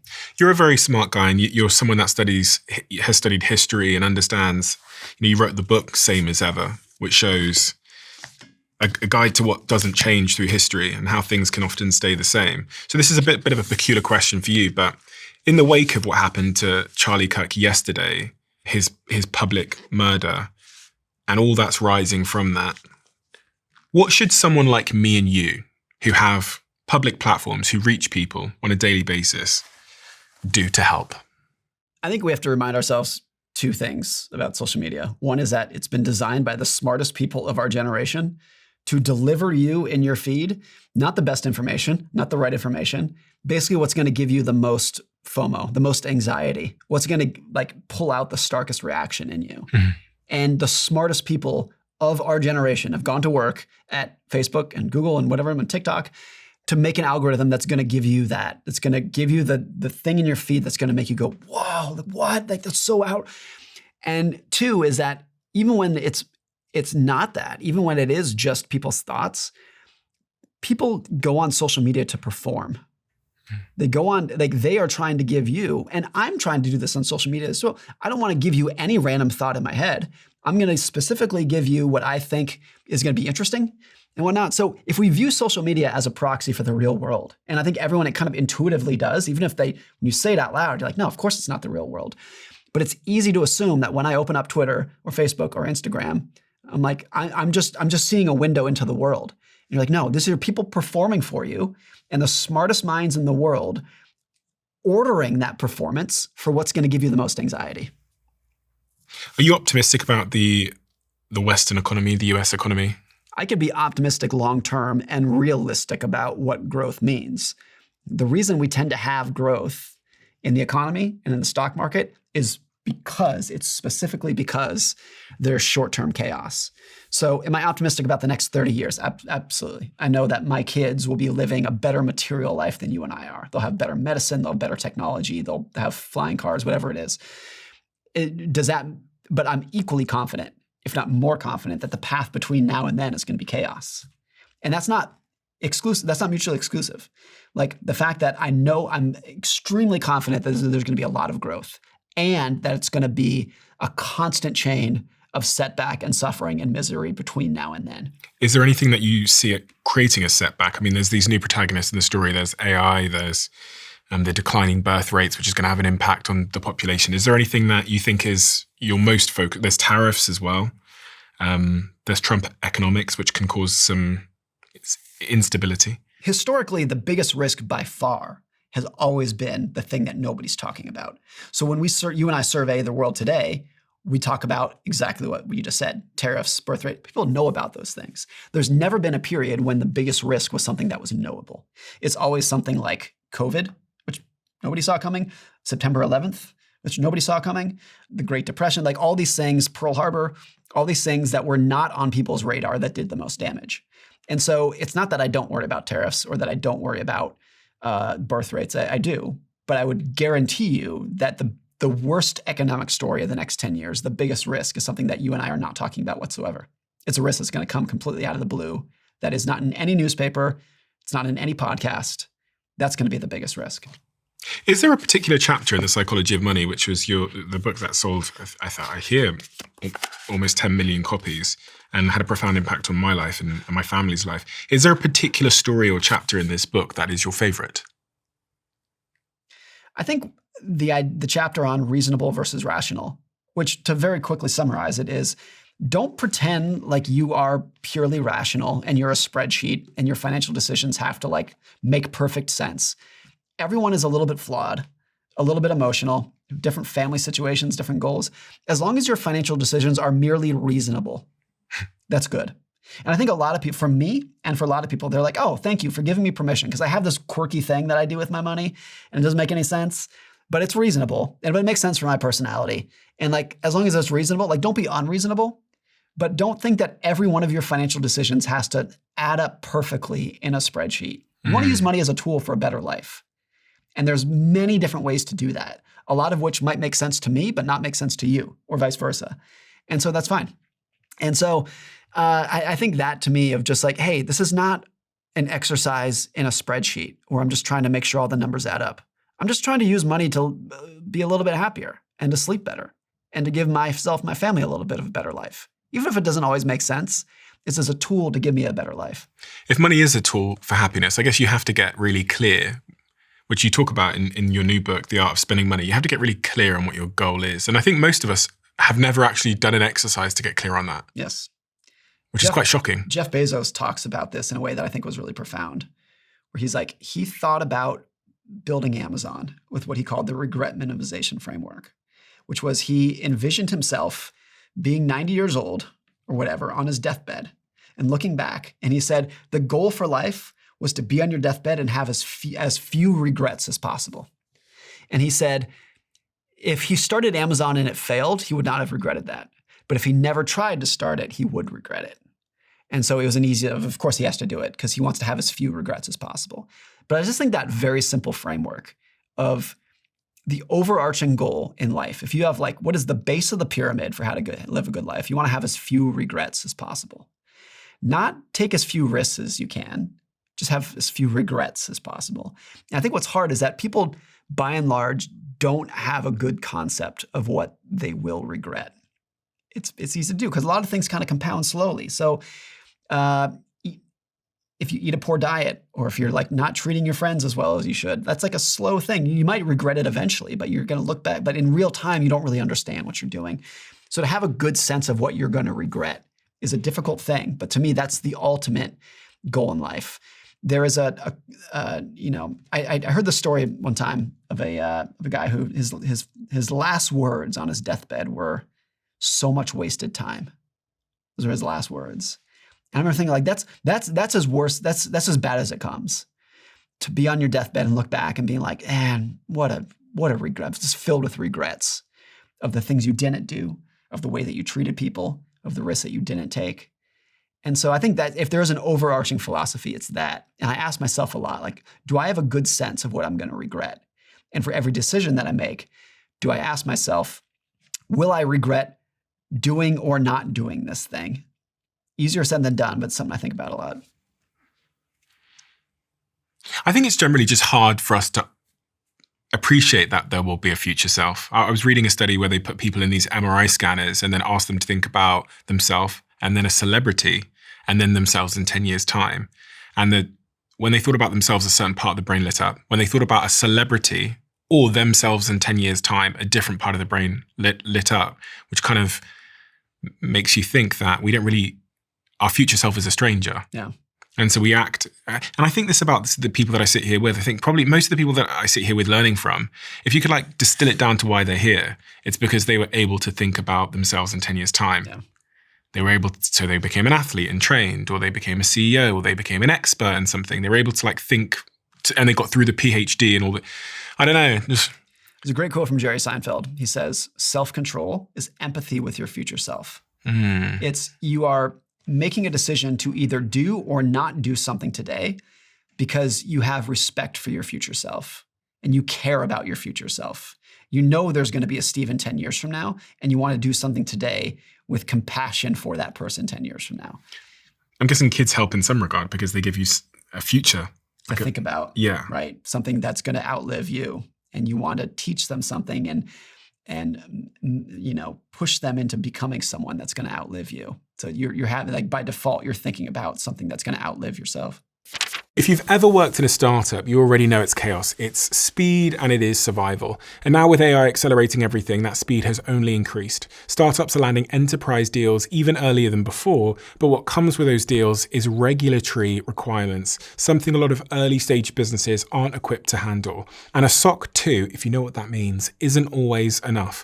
When having the right kind of security is the difference between making a deal or breaking a deal, you need to have a plan in place. Vanta, who are a sponsor of this podcast, have an AI and automation system that makes it easier to meet buyer expectations in just days. And they continuously monitor your compliance so any future deals are never blocked. With AI changing regulations, their team knows exactly what's needed and when it's needed. And they've built the fastest and easiest path to get you there. If you're running a startup and this appeals to you, you can visit vanta.com/CEO and get $1,000 off. That's vanta.com/CEO for $1,000 off.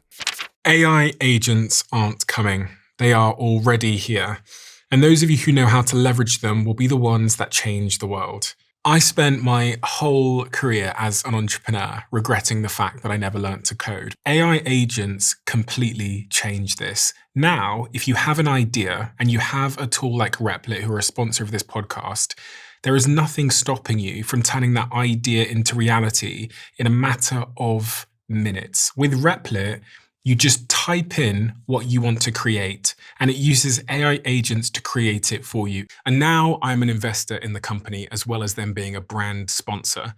You can integrate payment systems or databases or logins, anything that you can type. Whenever I have an idea for a new website or tool or technology or app, I go on replit.com and I type in what I want: a new to-do list, a survey form, a new personal website. Anything I type, I can create. So if you've never tried this before, do it now. Go to replit.com and use my code Stephen for 50% off a month of your Replit core plan. You talk in the book about trying new things and why that is. There's a chapter called Try Something New. And I think a lot of us actually get stuck in ruts in life, and that ends up, we get stuck in routine. Yeah. It's weird how, as we age, we like routine more, but intuitively, everyone would say that routine makes them boring. Right. Life less spontaneous, less interesting, less awe, less wonder. I mean, there's that thing, people realize this, that summer vacation when you're 10 years old seems like it lasts forever. Yeah. But when you're an adult, summer goes by in 3 seconds. And you're like, why is time going faster? At least one of the theories for why it seems like time goes faster as you age is because when you're a child, every day is something new. You're experiencing something for the first time. It's a constant chain of novelty. When you're an adult, it's probably the same commute, going to the same job, living in the same house. And one day blends into the next. And before you know it, 10 years has passed. And so the idea of like trying something new, I think is important. The point I made in the book about trying something new is you don't know what your thing that you really are going to enjoy in life is. It might not be intuitive. Some people value travel. By and large, I don't. Some people enjoy like spending a ton of money on wine. By and large, I don't. But I do spend my money on things that you might not appreciate. Like everybody's different. There's no formula for how to do it. You have to try a million different kinds of spending before you're like, oh, I like this. I don't like that. I want to focus more on this. And it's not intuitive what that thing's going to be. My wife and I also had this realization in the last month. So many people, when they think about money and spending, they're like, I want to travel.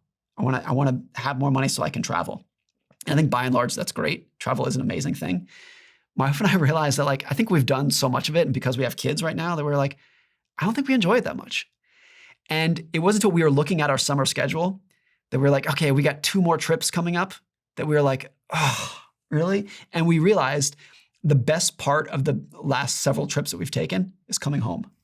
The most enjoyable part of the trip was coming home. And we were like, can we just admit that maybe we shouldn't be doing this as much as we do? That's so funny. Even if society tells us that we should do it, and everyone else, I travel a lot for work, so my idea of a vacation is not going on an airplane. But you have to realize everyone's unique and different. If travel is your thing, or someone listening to this, awesome, please go do it. We had to just admit to ourselves that at least at this phase of our life, we want to do a little bit less of it. I think the idea that everyone's different is important. I think exactly that. I think what underpins much of your message here is this ability to cultivate self-awareness. Yeah. And I think a lot of what throws people off with money is chasing a lifestyle that is right for somebody else, but not right for them. And that it can be very hard thing to do because you're like, man, this person over here, he's working this hard and she has this house and they're living this lifestyle and it looks like they're pretty happy. And then you try to do it and you're like, but I'm not happy. And the truth may have been that working that hard and spending money on that was right for that person, but it's not right for you. That's what we don't understand. If you and I had Jeff Bezos's ambition, Elon Musk's ambition, I think we drive ourselves absolutely crazy. It's right for them. It might not be right for us. And so when we view it as it worked for them, so I should do it too. No. It doesn't work like that. You have to figure it out for yourself. But also the inverse, right? It didn't work for them, so it won't work for me. Is also incorrect. Right. I think it's immature for people to say, I like this thing and therefore you should too. Or the reverse, this didn't work for me and therefore nobody should do it. This is the whole work-life balance debate. That's not how life works. Right. And this is what you see raging on LinkedIn is one group of people saying that amount of work and sacrifice is toxic. You should do it. Or the reverse. And the other, which is you're lazy. You have to hustle. You're lazy if you don't live the life that I do. And both sides are wrong. Yes. It comes from a sense of immaturity that everyone else should enjoy life in the exact same way that I do. I think there's a few psychological forces at play here. One is if you're looking at a bunch of people working really hard and you're not, it's in a weird way holding a mirror up to you and implicitly sort of indirectly saying that you're not enough. Yeah. And then maybe on the other side, there's some other force going the other way. But I think both sides are kind of misunderstanding that everybody is not them. Yes. And that's I can pick apart elements of your life. I say, wow, Stephen, his podcast is this, and he's got homes here, and he's doing this. But there's a million different components of your life, and my life, and everybody's life that are invisible. And most people, because of self-preservation or because they're trying to get ahead in life, will not disclose what the bad parts of their life are. Of course, everybody does this. I do this, you probably do it. Everyone does that. Because either they don't want to admit them to themselves or they don't want to talk about it because they think other people are going to judge them for the bad parts of their life. So it's very easy to look at other people's lives and have a sense of like, oh, well, theirs is better than mine, because all you can see is what they are advertising. And because of that, it's very easy to be jealous or envious of people and say, if only I had their life, things would be better. And part of it is good. Part of it's good for me to look at, be like, man, Steven's been so successful doing this kind of content. Maybe I should do. That's motivation. But once I say their life looks better than mine, and if only I had what they had, I would be happier, is a very treacherous path to go down. Jack is the producer on the show. He's done the show with me since the very beginning of us launching on YouTube. And so he understands the intricacies of my life very well. He understands my business. He understands, what it takes and the trade-offs. So Jack, would you want my life? Absolutely not. No hesitation there. There's no world where like I could even imagine being in your world. The amount of people that are bidding for your attention on a daily basis is mind-blowing to me. The podcast is like such a huge part of your life, but the fact that I barely hear from you on like a weekly basis can probably put into a little bit of perspective how much you have on your plate. I just like couldn't imagine having the magnifying glass on me that much. That the whole world is kind of looking at me and thinking, like, has an opinion on you. Mm-hmm.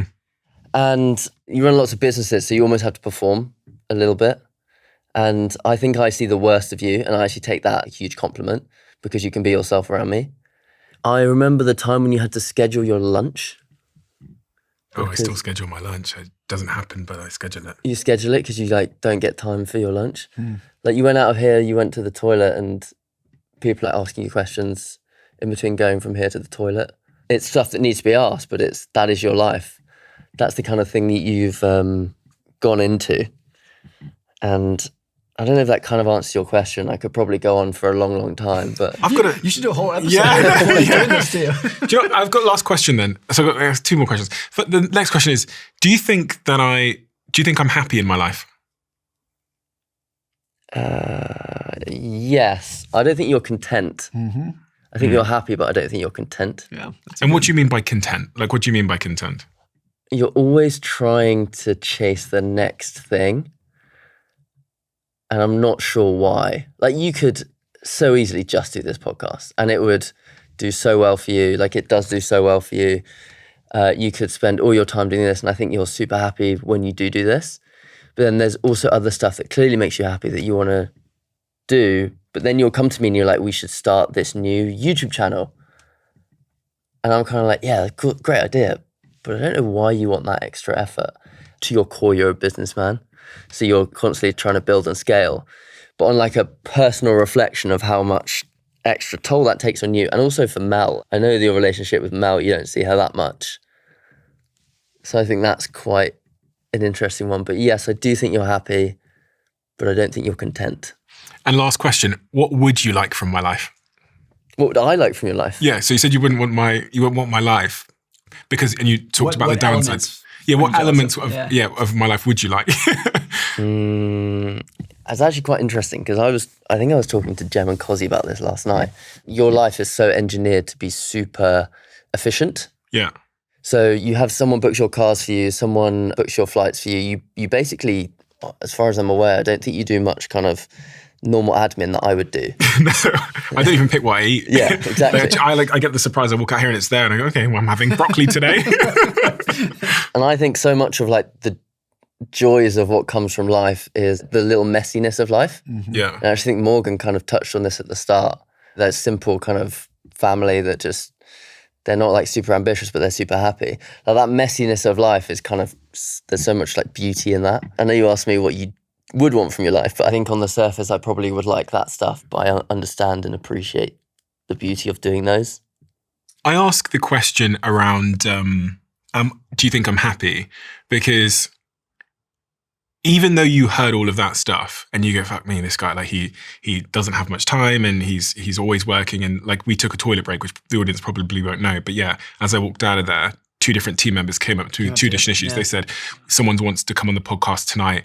I've got this huge meeting in New York City tonight with this major investor for 4 hours. Then they asked me in the hallway, they said, do you want this major guest to come on the show tonight or to cancel this huge meeting with this And you investor? have to make the decision in 4 seconds. 4 seconds. Right. So you saw me sit down and go, tell the team yes.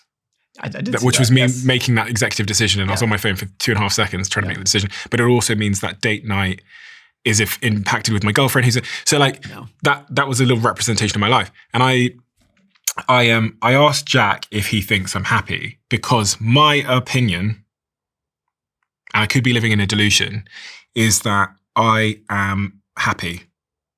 And the way that I would hazard a guess that I'm happy is I'm not unhappy, and I don't have unhappiness. My guess too is that if you said, I'm going to quit the podcast, quit all this, close the business down, you would be beside yourself with anxiety and depression. God.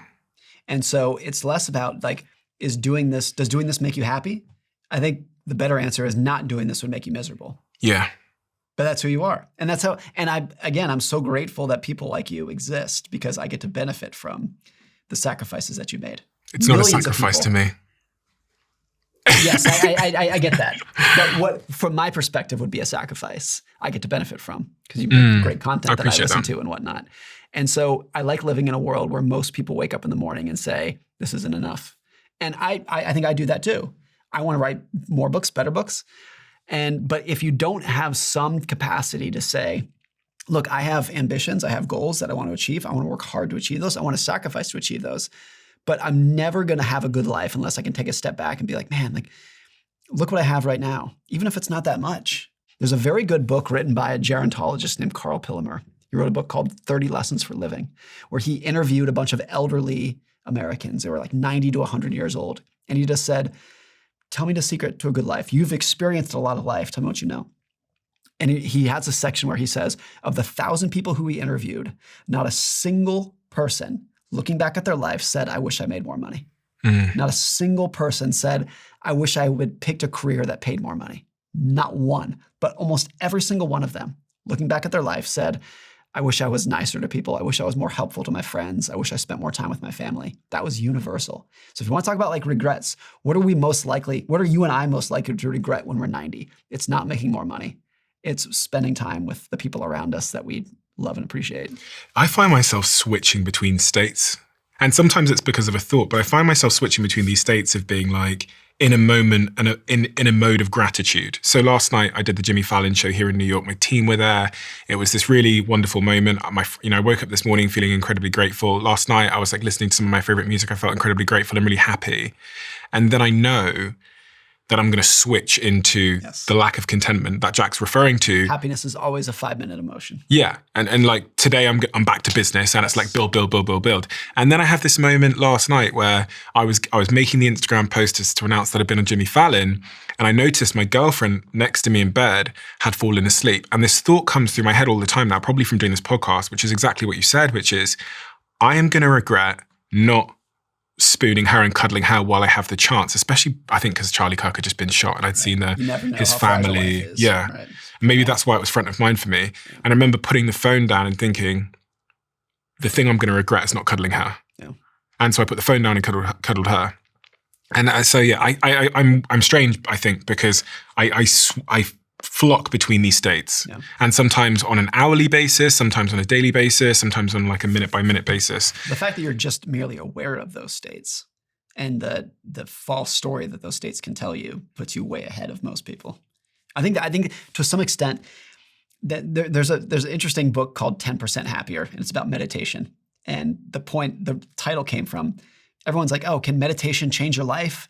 And his point was like, it can make you 10% happier. But like, that's pretty cool. And I think that's true for money as well. Of like, can it completely change your life and turn you into a much better person and way happier? Like, I kind of feel like no, but like it can make you 10, maybe 20% happier in life. I think that's probably right.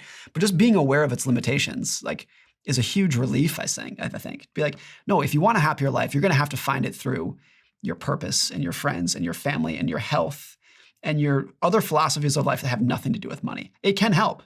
It can make you 10, 20, maybe 30% happier, but understanding its limitations and what it's not going to do for you is pretty important. That lack of contentment, I think I sometimes feel guilty about, because I sit with so many people, especially like people that are monks and such, and they tell you that wanting will make you despair and make you unsatisfied. But I find myself as being one of those people that you described that constantly wants to chase and pursue and pursue. And I think that I do have, am I supposed to feel guilty about that? Is there something like wrong with me? No. I mean, I think that's how humans have evolved, because at the core of it is competition.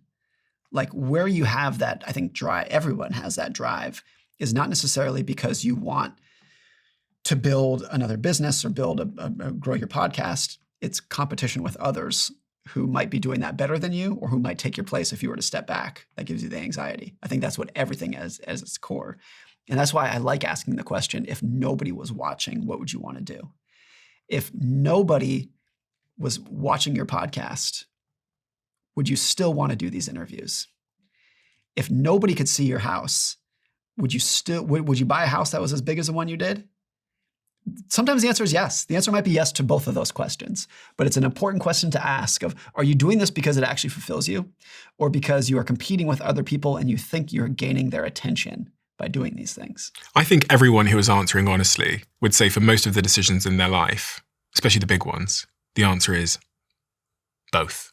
Yes. So like choosing Harvard versus the other university, which might have been better, but it's Harvard. Yeah. Or buying the house where you bought it, or that watch that you bought, or the Apple Watch instead of the whatever. And signaling is important. You can't just discount it, because if you want, to attract the right friends, the right spouse, the right employers, there's a signaling aspect. A college degree is signaling. It's not the education you obtained. You're giving a signal to an employer that for 4 years I showed up and did the material and got the right answers. It's signaling. Like, signaling can be very, very important. It's not to discount it, but there's a right and a wrong kind of signaling. There's a right kind of like, I'm doing this, I'm dressing in a way and displaying myself and cutting my hair in a way that's going to attract the right friends and the right mates, the right boyfriend, girlfriend, whatever it might be. There's also signaling of like, I'm going to aspire to buy this car that's a huge pain in the ass and I actually hate driving, but I think strangers are going to look at me and pay more attention to me. That's the wrong kind of signaling. I think this is the thing that both sides misunderstand in the debate, is that someone who is a workaholic, believe it or not, can be happy. Yeah, absolutely. And someone who does no work or works 1 day a week can be happy. Yeah. And this is like a really difficult concept for either side to understand about the other side. And that's why as well I asked the question about Jack, like, do you think I'm happy? Because Jack would know that if I walk out of here and he sees me as this depressed person who never smiles, never laughs, and has no joy in my life, doesn't have, then I would very much fit the stereotype of like the tortured workaholic or whatever. But it's surprising. It's surprising. I think we all just want contentment. So like I think we get into a lot of trouble when we chase happiness, when what we're actually going for is contentment. We actually just want to get to an area where we're like, I'm good, I'm all set. What's the most important thing or the most interesting thing in your book that you can remember that we didn't talk about that maybe we should have talked about? I think the relationship between money and kids is an interesting one, where every parent wants to use their hard work, what money they might have. It doesn't have to be a ton. You don't have to be rich, but they want to use their hard work in order to give their kids a better life. When a lot of times what the kid needs to do is learn on their own, and they're going to learn vicariously the values that you have about money. They're going to learn just by watching. You don't need to sit your kids down and say, let me teach you how to budget. Let me teach you how to save. Let me teach you how to invest. They're going to watch you and figure it out. And so you have to just lead by example with those kids. You cannot lecture values into them. They're just going to watch how you spend, what you value, how you save, how you judge other people and talk about other people, and they're going to form a philosophy of money based off of that. I often think about money in terms of like attachment styles. In like dating psychology and romance, they talk about anxious, avoidant, and then what's the middle person called? They're like basically neutral. But I think I had an avoidant money attachment style. I think money was the third parent in my household. Yeah. And I learned that money causes problems, that it doesn't come around as much as we would like, that it's really why we argue in the household, that it's the reason why I am embarrassed when we pull up in that terrible car and I try and I hope the traffic lights change in a certain way so that I can be dropped off further away from the school so no one sees me. Like, my relationship with money was established at such a young age. And it's almost like I had like a unhealthy, like they say relationship, but yeah, like an attachment style to it. And I just wonder, like, is that a useful frame to think through? That you have this, this romantic-esque relationship with this thing. And in order to change that, you need to unlearn the lessons. I think a lot of like the lessons that we learn about money when we're younger are because, like I said earlier, it's because when you're young, particularly you're a teenager, you're in your early 20s, most people in that situation have very little other skills to offer the world. Yeah. Humor, intelligence, some people more than others. But in that situation, you're always going to gravitate towards, if only I had a nicer car when I was being dropped off at school, then they would pay attention to me. But the truth is, if you are the funniest kid in class, it doesn't matter if you're dropped off in an old junky car. People still respect you because they're like, man, he's a star of the football team. That kid's hilarious. It doesn't matter what kind of car he's driving. You gain your attention and your respect from something else. But if you're not the star football player, if you're not funny, if you have nothing else to offer, then you seek your admiration through, oh, he's dropped off in an Escalade. He's cool. That's where you want your attention to come from. Is there anything else we should have talked about that we haven't talked about, Morgan? For people that are trying to get a grip of their life, be happy, make better money choices. To me, like the common denominator between all three of those books that you're holding is the idea that we talked about quite a bit on all the shows we've done together, which is that there is no formula for it. And that's very disheartening for a lot of people to hear. There's no formula for here's what I want you to go out and do, which is a lot of what people want out of content, whether it's a book or a podcast. Like, just tell me what to do. And the answer is like, I can't, because I don't know you and you don't know me. We're all different. But I think that's actually the biggest like relief. That's actually the best news, that you don't have to follow somebody else's playbook. You can do it your own way. And it's easier to do it your own way when you come to terms with the fact that nobody is paying as much attention to you as you think they are.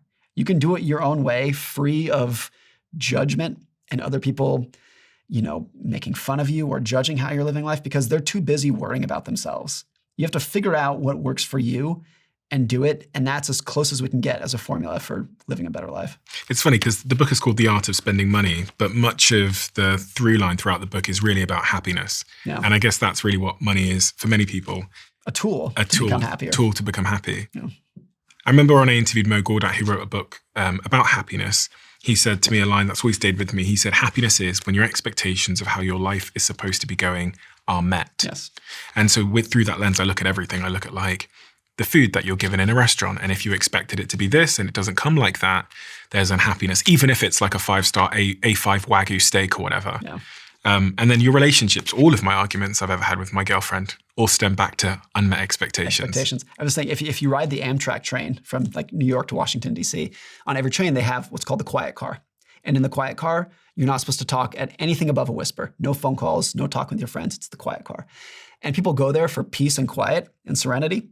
And the irony is that people are so uptight in there because if they hear one peep out of everyone, they're like, would you shut up? We're in the quiet car. They're so frustrated about it because your expectation is, I'm going to get quiet. And if it's anything other than quiet, you lose your mind. And it's like, at that point, that's when your high expectations are actually working against you. Interesting. People are actually calmer in the normal car where there's chaos all around them because that's what they expect. So that's the unhappiness cart. Right. Your expectations are a debt that has to be repaid. That gives us a controllable element to our happiness, doesn't it? Well, your expectations. Yeah. Because your expectations are more in your control than things like what the economy or the stock market's going to do next. Like nobody has any control of what the stock market's going to do next. But you do have more control over your expectations of how much money do you expect to make next week? What do you expect out of the stock market? What do you expect out of your career? What do you expect out of your spouse? Like that is more in your control than influencing other people's behavior. And this is probably why all these Eastern traditions talk about gratitude, because gratitude is the very realization that expectations I once had are currently being met. Yeah. And it just, even when you start to think about dreams you once had that you are now living out, for me, it makes me feel, that feeling of contentment. It makes me feel really, really good inside. So like even yesterday where I took a moment and I was on the Jimmy Fallon show and it's like this crazy thing to me that I could never have imagined someone like me doing. And I took a minute to just like think about how far beyond my expectations this stuff was. Yeah.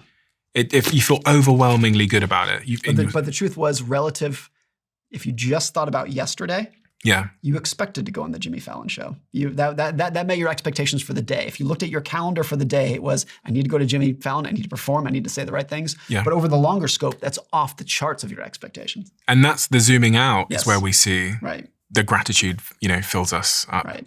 And it's very difficult to say this without sounding ridiculous, but you can even zoom out and be like, God, I'm so grateful to live in a world with antibiotics and Advil. Like, it sounds crazy because we expect them. Whenever we take penicillin, we're like, yeah, like it's just a thing that exists. But can you imagine living in a world without that, as 99% of humanity did before us? Like, it's impossible to think of like the most basic things that we take advantage of. But that's where gratitude, like, you have to zoom out to become more grateful for these things. And you're not going to be content until you can exercise that level of gratitude. You said something earlier which dovetails into this, where you said that at different levels, people will aspire. The billionaire wants 2 billion. And I was reading a study many years ago that said roughly all the way up the income wealth spectrum, people want like 3 times more than they have 2 to now 3 to be times happy. is what seems like the amount that's going to keep you happy. So if you have $10,000, people are like, once I have 20, then I'll be good. And if you have $20 million, people are like, 40 seems like the right amount. It's always 2 or 3 times what you have. And that's just the intentional creation of an expectation gap. It's like creating misery for yourself. Yes. It's this idea that like, if only I had a little bit more money, then these problems that I have, this anxiety, this unfilled hole that I have will finally be filled. And it's a lie we tell ourselves, of course. And everyone listening right now has that. Everyone has a number in your head where you think, if I got there, then it'd be good. I have that. You have that. We all do. Yeah. And if you and I have met that number, previous versions of that number, it's the same thing. We're like, okay, but double would be great. Double would be awesome. I met someone the other day whose annual income is almost exactly 2x mine. We were being very open with each other. He's a good friend of mine. And the instant feeling I had, I didn't say this, but the instant feeling I had was like, okay, if I had that, everything would be great. And it's absurd. We do that all day. And I'm sure if my friend met someone whose income was 2x of his, he would be like, oh, that's the level. That's the one. Because your overheads go up, but then your comparison group also increases. Right. So you're now poorer in a different class of comparison. Like, yeah, you're like, when you bought that new house you just bought, that must have moved you to a new neighborhood. And there's houses in the neighborhood nicer than ours. Yeah. And my wife and I talk about them. Really? It's absurd. Now, I think because I write about this stuff, I think I'm a little bit better at catching myself in those moments, but I won't pretend that I don't have those moments. They're almost unavoidable. What has worked for you? Is there anything that has actually worked for you in terms of detaching you from comparison and what people think? Is there anything at all that's worked? I like this term, humble bubble. I want to live in a humble bubble. It has to be humble because I don't want to live in a bubble where I don't have empathy for other people. I want to take in the experience of others so I can try to understand the world that I live in. But I want to live in a bubble in the sense of like, I want my expectations not to leave my own house. Easier said than done. But when my expectations don't leave my own house, I'm like, I want good health for myself. I want happy kids. I want a good marriage. And those things don't leave my roof.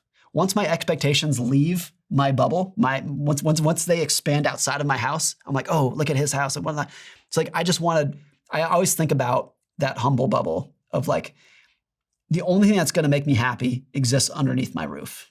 And I know that. And as soon as my aspirations are leave that, I know it's just going to spin out of control. I try to think about that a lot. And as I mentioned before, the idea of if nobody was watching, what would I care about? That's the most powerful exercise to me. If nobody could see anything that I was doing, how would I choose to live? I've always wanted to counter this point with some thinking, which is, but if I put myself in a higher status position, I'm going to get more opportunities, which means more money, which is then going to better allow me to focus on utility. Not that that's how it ever plays out for anybody. Yeah. But the thinking is, well, actually, status does equal revenue. Yeah. In a lot of the world. And revenue can give you independence. Yeah. I think that's right. I think to many extents that's been my goal.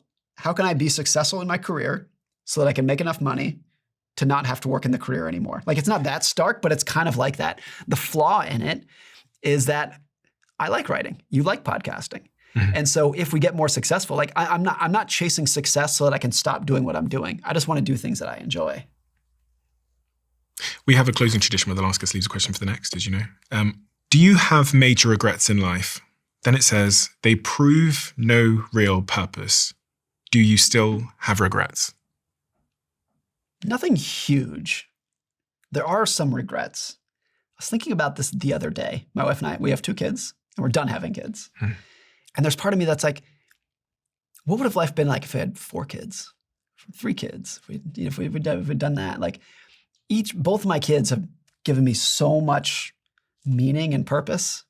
And I wonder what a life would have been like if I'd have fed more. And I can't imagine having just 1 kid. I can't imagine just having 0 kids. But there's an alternative life in which I had 4 or 5 kids. And life gets crazy at that point. And that's not a regret. But you realize, like, once you've kind of closed that door on your life, you're like, man, what would have life been if I had done it differently? Because it's given me more purpose than anything that I ever could have imagined. And I could have had more. And maybe it would have been worse. But I wonder what that would have been. I think it's not until we've chosen to close that door, that chapter of our life, that we're like, man, what if I had done it a little bit differently? Do you wish you had frozen embryos? No. Because that would have kept the door open theoretically. Not really, because I think there is a point of like, you need youthful energy to be a parent. I couldn't imagine having a newborn at 50 or 60.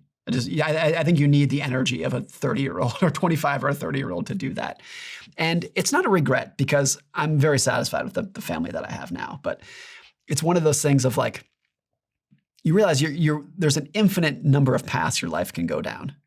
And we could have had no kids. We could have had 4 kids. We chose this path, but it's one of just one. It's one of multiple paths that it could have gone down. Morgan, thank you. Thank you for doing what you do. You're my favorite author of all time.